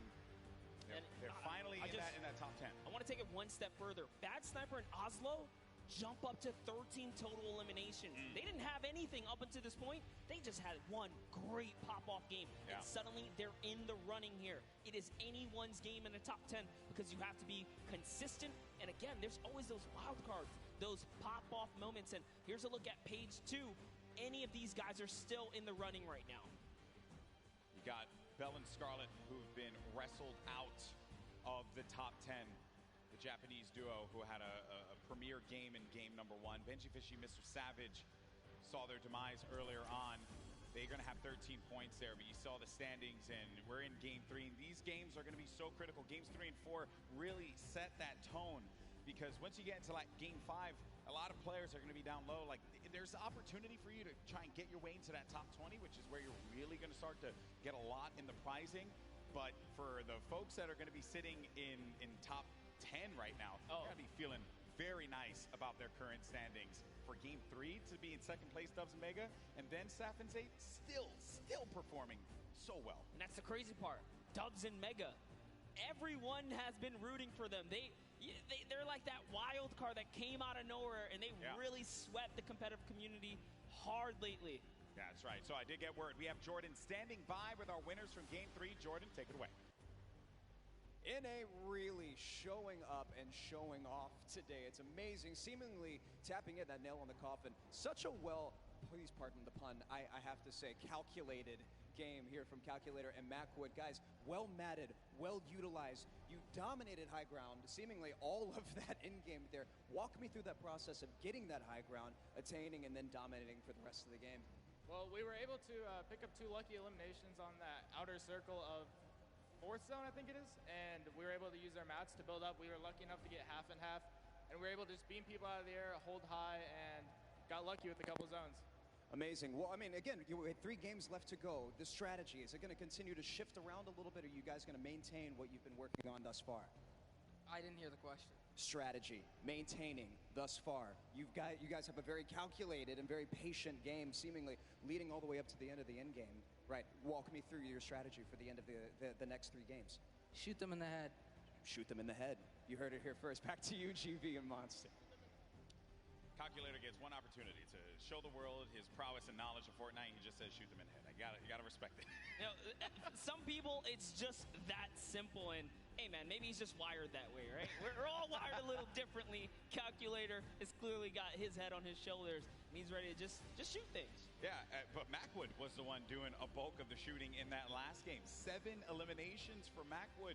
He looked so great, and you would expect the young Calculator to be the one that leads the charge on slaying, but Macwood, man, holding it down. And let's not get ahead of ourselves here. I mean, you know, Macwood not that much older, right?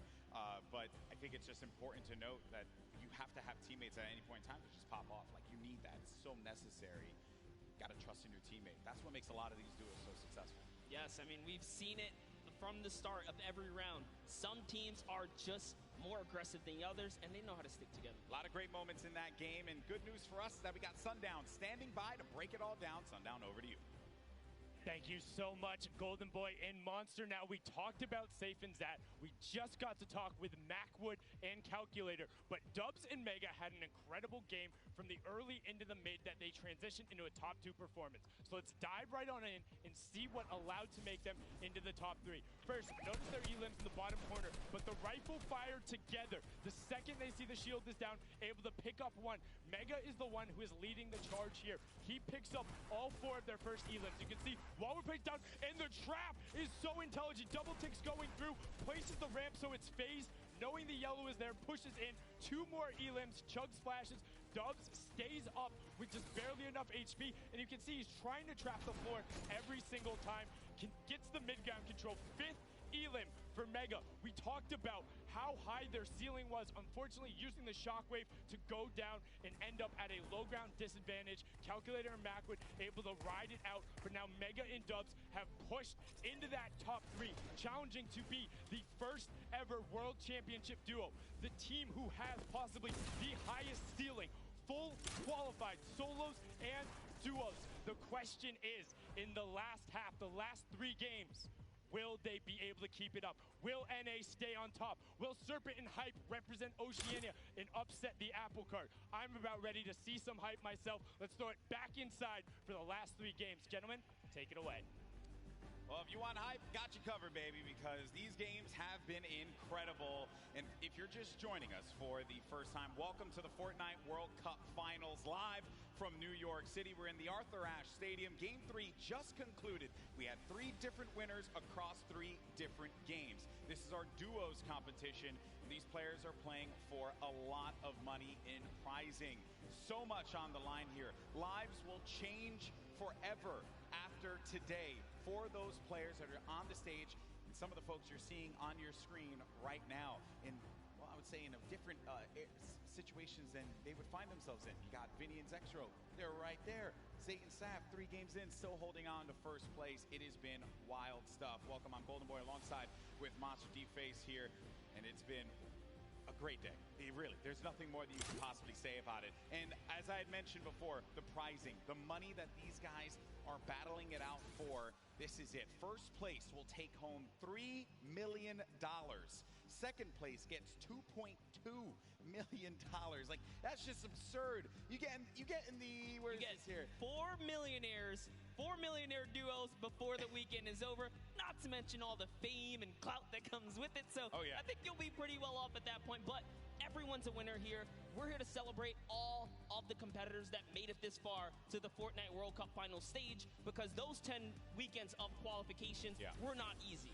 Yeah, when you get into 10th place, that's where you really start to rack up the coin. But Game 4 now about to begin. Here we go, folks. Let's see who's going to come out on top. We've had 3 different winners, but our top performers have been consistent through and through. Are we going to see a repeat winner? Are we going to get a new one to add to the list? It's now time. The battle bus is loaded up. Let's start game 4. And you know what? Every game so far, we've seen a new winner.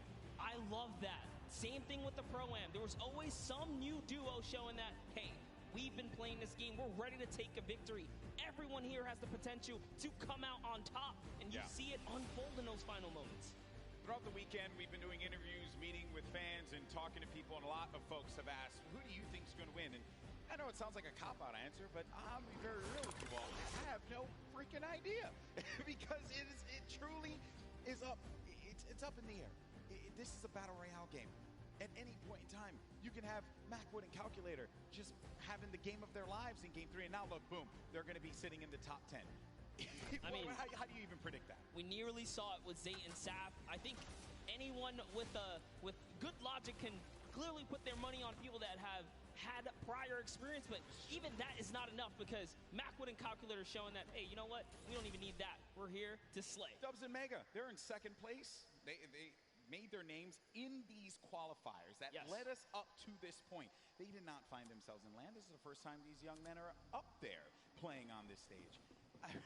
When I was their age, I couldn't even believe that I would be capable of doing something like that. And they're doing it, and they're doing it with style.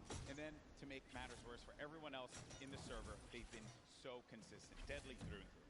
Yeah, that's right. And they're in second place, no victory royale. So just showing that if you step to their box, you're gonna get hurt. We saw Mega with the masterful, and I mean beautiful performance under Storm Surge pressure. He didn't even blink an eye, still fighting other players, fighting his way out of that desperate situation. Volks and Parpy, let's just hop into this duo right here. We'll talk about him a little bit. They are known for sticking to the hip in PvP. Earlier today, we saw Volks get traded out, but it wasn't just like an easy trade. They were actually winning the engagement up until that point, just showing that they have the skill. And that's the OCE region, right? One of the most feared regions here at the qualifiers because of the fact that you just had to get a ton of elims. You had to be #1 in the region. When talking to players, I would ask them, what are you looking to avoid? And every time, if it was, the NAU players, they would say, I'm just trying to avoid OCE or Brazil. I don't want to have to deal with that. Because they play the hyper aggro style, and they just don't care who you are. They're going to go for the fight. I mean, you saw Scarlet and Bell in that first game. I truly thought they were going to take the whole thing. It was so close. Even Sinnoh in the Pro-Am yesterday, another top player. He finished second. Region finished second. And he was just, I know it's a Pro-Am, obviously a different competition there, but he was just going into boxes. He didn't care. Not a care in the world for them. Now, Volks and Parpy do find a player up above here right by the jet stream. And he hit him once for whites already, so that means there is no shield on that player. You can have up to 100 effective shield. That player's dangerously weak, and Volks is just keeping an eye on him. He doesn't know if he's slipped out already, and he says, you know what, I'm going to go back to my teammate. It's a little too risky getting split up here. Play for the mid to late game in this situation now, but 7SSK is going to be dealing once again with Spades and Crimson. It seems like just a constant for them. They cannot seem to win out on this fight. Crimson's going to be down though, so the advantage could be going in the favor of Jamside and 7SSK. Spades going to have the high ground, now having to deal with a 1v2. Does he have what it takes to pull this one off? He doesn't own that wall. He has no more builds to work with as well. They're going to push out, and Spades couldn't deal with it, and that's going to be the win there for those two. You would think for Jamside and SSK, like, hey, we've been landing here, haven't been successful. Do you mix it up? They say, nah, I'm going to stick to my guns here because everyone's a winner regardless. The VP boys coming out on top. Week 6 qualifiers for them. And they just need that game, that one game. So many of these players get that one game that catapults them into the top 10. Then the momentum shifts, the confidence starts to rise up. You think to yourself, I am capable of being able to do this. Mongrel looking for it right here. Love this dual perspective right now. Mongrel's actually looking for a side angle. He's going for the offense, pushing out. Is he tracking this player down? It's really hard to tell. They're getting into, really just going deeper into Neo Tilted. If you hang on the outskirts or by the slips you're at huge risk for getting dived onto. It looks like they say, you know what, we're just going to continue to push on through. Those guys dive off, and those markers are actually the trackers. They say, hey, they're going this way. Mongrel still wants a piece of this. Keeping up with where players are moving in the crowded Neo Tilted, a new area that was introduced just a little while ago. Some players made Tilted Towers their home. This was a drop spot for so many, the likes of Nick Merckx, Aiden, right? But ever since it changed, you started to see players second guess whether or not they wanted to go to the new Tilted. Talking to Aiden earlier, actually when we went out to go get pizza and stuff, he had mentioned like Tilted's just a whole different beast now. And just not something that he really would want to deal with. That's why you don't really see him going that way anymore. Yeah, it's just a different lay of the land. As things start to shift, different comforts kind of tend to evolve and whatnot here. But we have Twiz in cover H looking for a push down right now, and they have the positioning, they have the high ground, and it's just a matter of, do we want to dive down? They don't want to give up their angle. They know this duo below them have a flint knock. Flint knock can do so much damage if you peek the wrong way. Minimal's going to hit you for about 80. This duo from New Zealand, we had a chance to talk to them for that piece, and great to see that friendship, the communication that they'll have with one another, something that a lot of these duos that came together for the Fortnite World Cup duos portion of the finals don't really have. They don't have that cohesion, that chemistry that these two will have, right? That Saf and Zayt would have as well. Crazy to think there's 89 players in the lobby and 48 duos, so a lot of disengages, a lot of solos out there right now.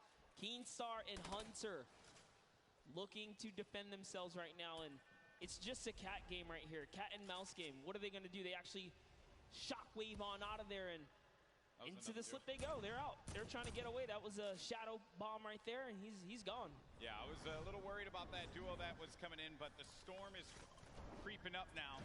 This is only phase one. Nyx gets knocked by Zexro. Saw that in the elimination feed just a second ago. Item and Derox out in the wide open. And it looks like, actually, they saw Mend right there building by himself in a one poor wooden shack, and they're pushing the shack now. So Twiz is going to hear these shots off in the distance, but looks like we're hopping over to the Loot Lake area where it's Macwood and Calculator going against Daedra and Miz. This is a top 10 contenders right here.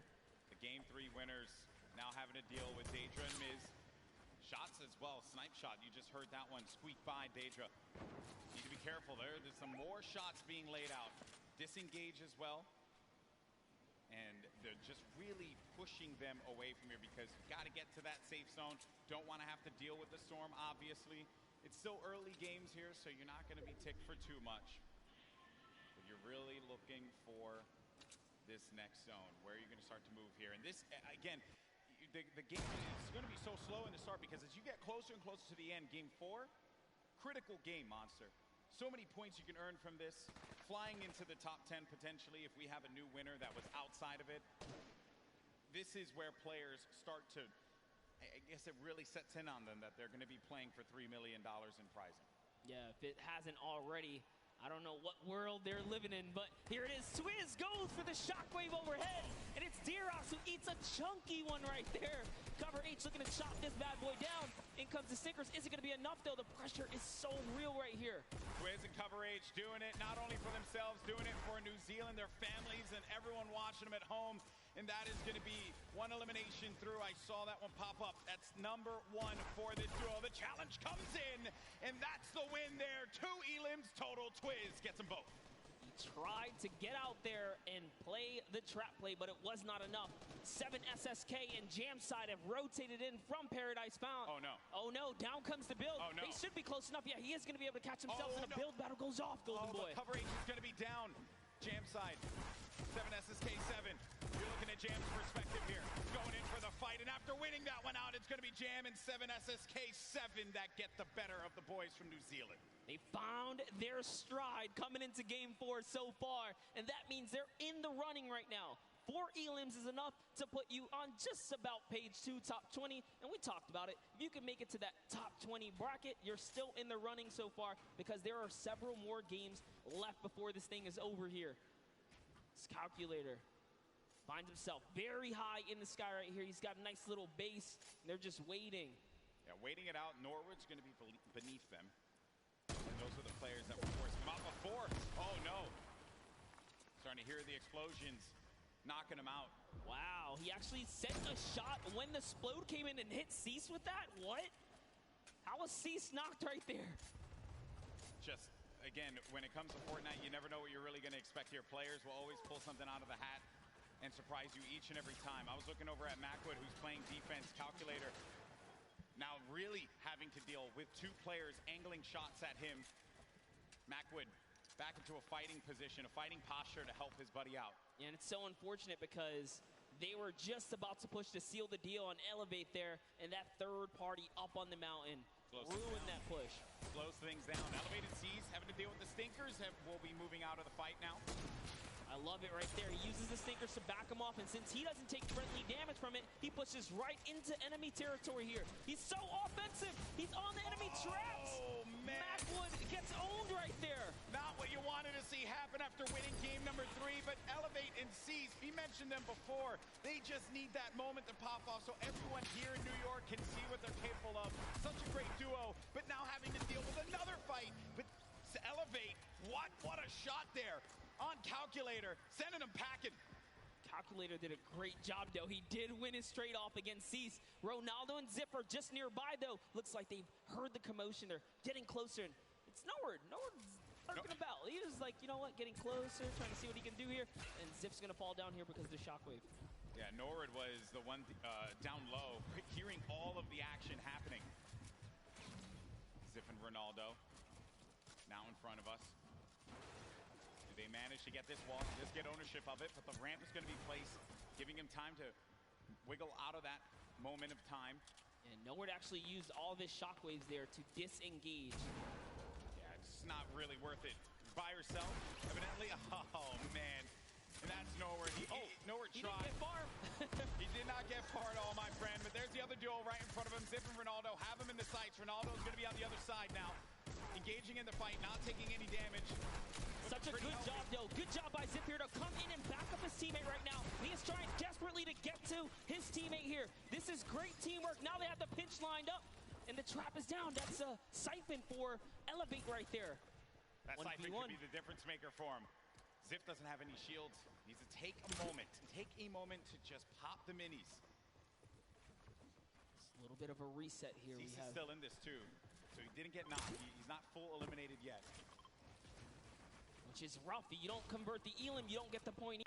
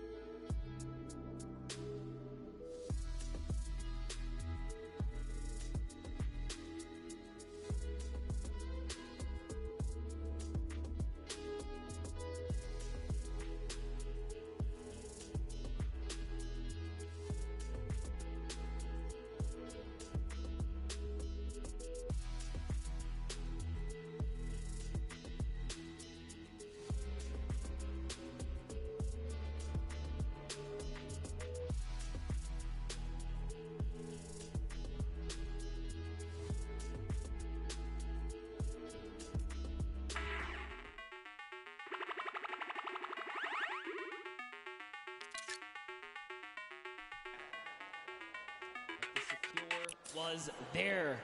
Moving on now, taking a look at the other side of the map. We have Stompy and Shinken still in the game.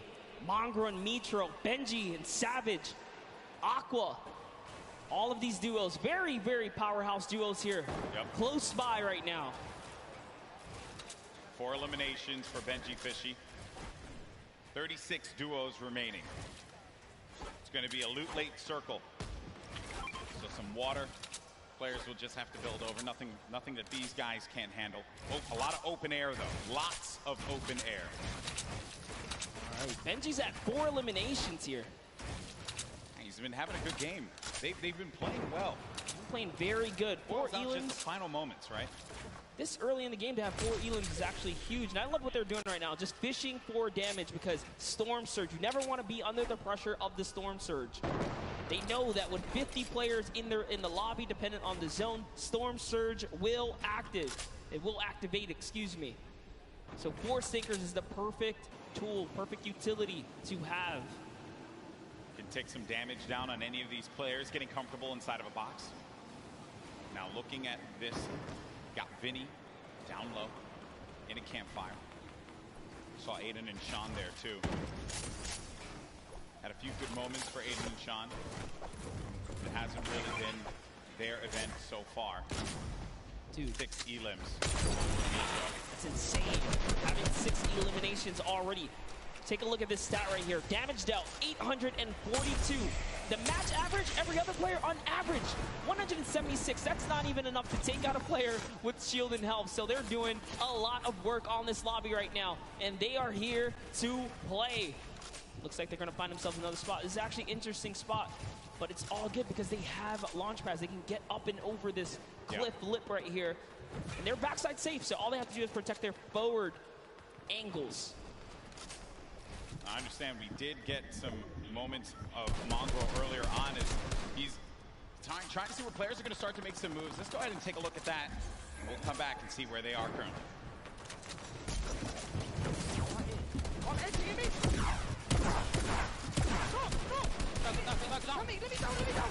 Oh my, up that.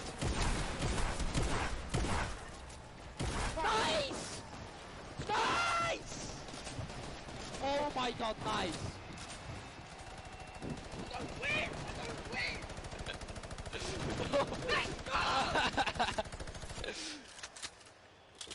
And that's why this is one of the best duos in Fortnite. Way to clutch up in those moments, man. Yeah, the nerves, they have to be shaking there. But Mongrel, just a steely stare. Love it. Love to see it. Get out there and get yourself a duo that's going to clutch up for you today in the Fortnite game. If your friend ain't doing it, drop him. You don't need him.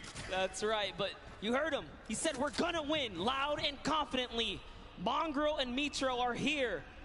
And they're here to win this game. That's the mission. But everyone else, all 33 duos that remain here have that same objective in mind. Luckily for them, I think that circle does work out for them just a tad. And there it is, Storm Surge. It's now live. And it's going to hurt some people. You either have to do damage or less than 50 players have to be in the lobby. So 6 players, 6 individual players right Gustavo's now out. are under it. Yep, that's it. Gustavo gets owned right there. Is Wishy going to be able to do something about it? Storm Surge in effect. Dubs and Mega once again. They're in second place in the leaderboards. 3 games have worked out very, very well for them. And they can see that effect. You can see the Storm Surge around you. 51 players. Only 1 player needs to be eliminated, and that will be it. Says, you know what? We balling. They out. They're going. They're trying to get that zone plan for placement right now. And do you blame them? Why not? They're in the lead right now. All they have to do is consistently skate through. They've gotten through the hardest part, the beginning. They're warmed up. As Mega is trying to fish around here and get a good spot. Looks like they get themselves a little bit more real estate, but the pressure is in because the baller players come in. Right in front of them, too. More defense having to be played here. It's kind of shades of Game 3 when they were in a similar spot, but this was from the high ground. This time, they'll be right in front of them. The action has cooled, though. They can take a moment to reset. Definitely did cost a fair amount of metal right there. Mega now on 300 metals, trying to inch his way to that fence nearby. Just doing a little bit of a material swap right there. Back to Mr. Savage and Benji Fishy with the minigun. The minigun's so good for pressure plays. Spread out a few of those materials. Get ready for the potential movement. Snaking is what you would hear players often mention. They tunnel out, give themselves some coverage. You need a lot of materials for that. Then the artillery strike from up above, a new item that was added. You can build around and give yourself some defense, so really it's just waiting it out rather than having to move out of the blast area. 5 elims for Mr. Savage and Benji Fishy. 6 for Mitro and Mongrel. This has certainly been a dominant game for EU thus far. Yeah, for sure. As Yuang takes out Grote right there. EU player is going to go down. Grote gets the trade out, though. Must have been the zone here as we are cutting across here. Mitro's trying to find some real estate here. Is he going to be able to set up? He's going for the high ground. A little bit of a build-up, but Mongrel's got it under control. He's got the high. Who's putting some pressure down? Yeah, he's getting the shot straight across here, Golden. Yeah, there was a duo right on the other side there that Mitro was concerned about. So he goes low. Then, really, wherever you go, there are going to be players looking right at you. And sometimes you just manage to incur the wrath of the entire server. Luckily for Mitro, that did not happen quite yet. Saf, I just saw Saf get dropped. Zate's going to be separated from his teammate there across the side. And that is the circle creeping on forward. It's going to be open air, open space for them. So the ballers will have space to move around and try to survive here. This is it. It's coming down to the final moments, Monster, for a lot of these players. The pressure's on. Yeah, Saf has already been taken out, so Zate is left to fend for himself here. Can he play for placement? We already know Mongrel Mitro were split up. Can they find themselves amongst the chaos here? Aqua and Nyrox are holding up the high ground here as well, and that's a scary duo. Way up top, uncontested. Not someone that you want to have up above you. Mitro, 6 builds remaining. After this, doesn't really have much left to work with, and the builds go away pretty much instantly.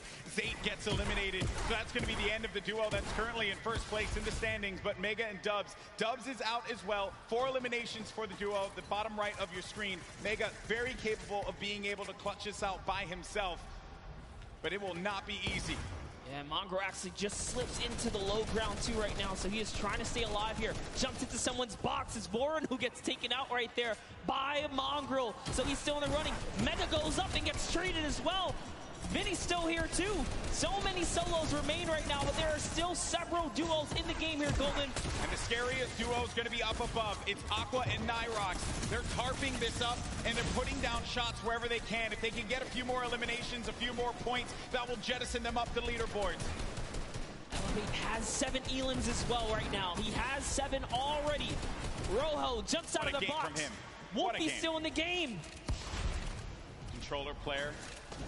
Talking to our boy Christian earlier, he mentioned he loves to get in the faces of players, and it has worked out for him thus far.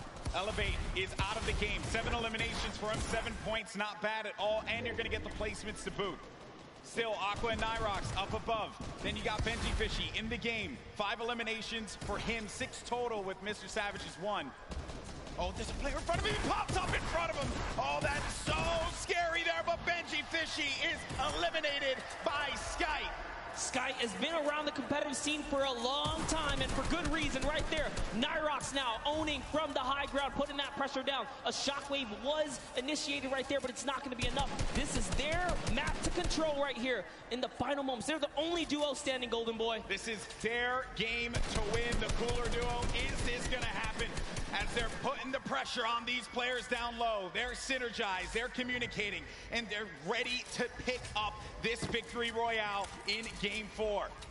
He only has 10 builds, though. This is very intense. That's where it gets Both scary. of them don't have much here. He's going to put all the splashes down. Is that the decision right there to commit? Looks like the shockwave is going to cause an eruption in the high ground, and now they're in the zone here. What's going to happen here? This is so close. 5 players remaining. Few left as the shockwave is going to send him all the way up. Nyrox takes out Falconer down low, and he's wrestling with everyone, but Nyrox is out. Oh no, he does manage to get the elimination, and in the storm, he gets the victory royale. 7 eliminations for the duo. A big, big win for Nyrox and Aqua. Huge shockwave play in the final moments right there. It's going to propel him to the high ground and allow him to work top down. But not only that, it chucked everyone into the zone for a couple of seconds right there. So it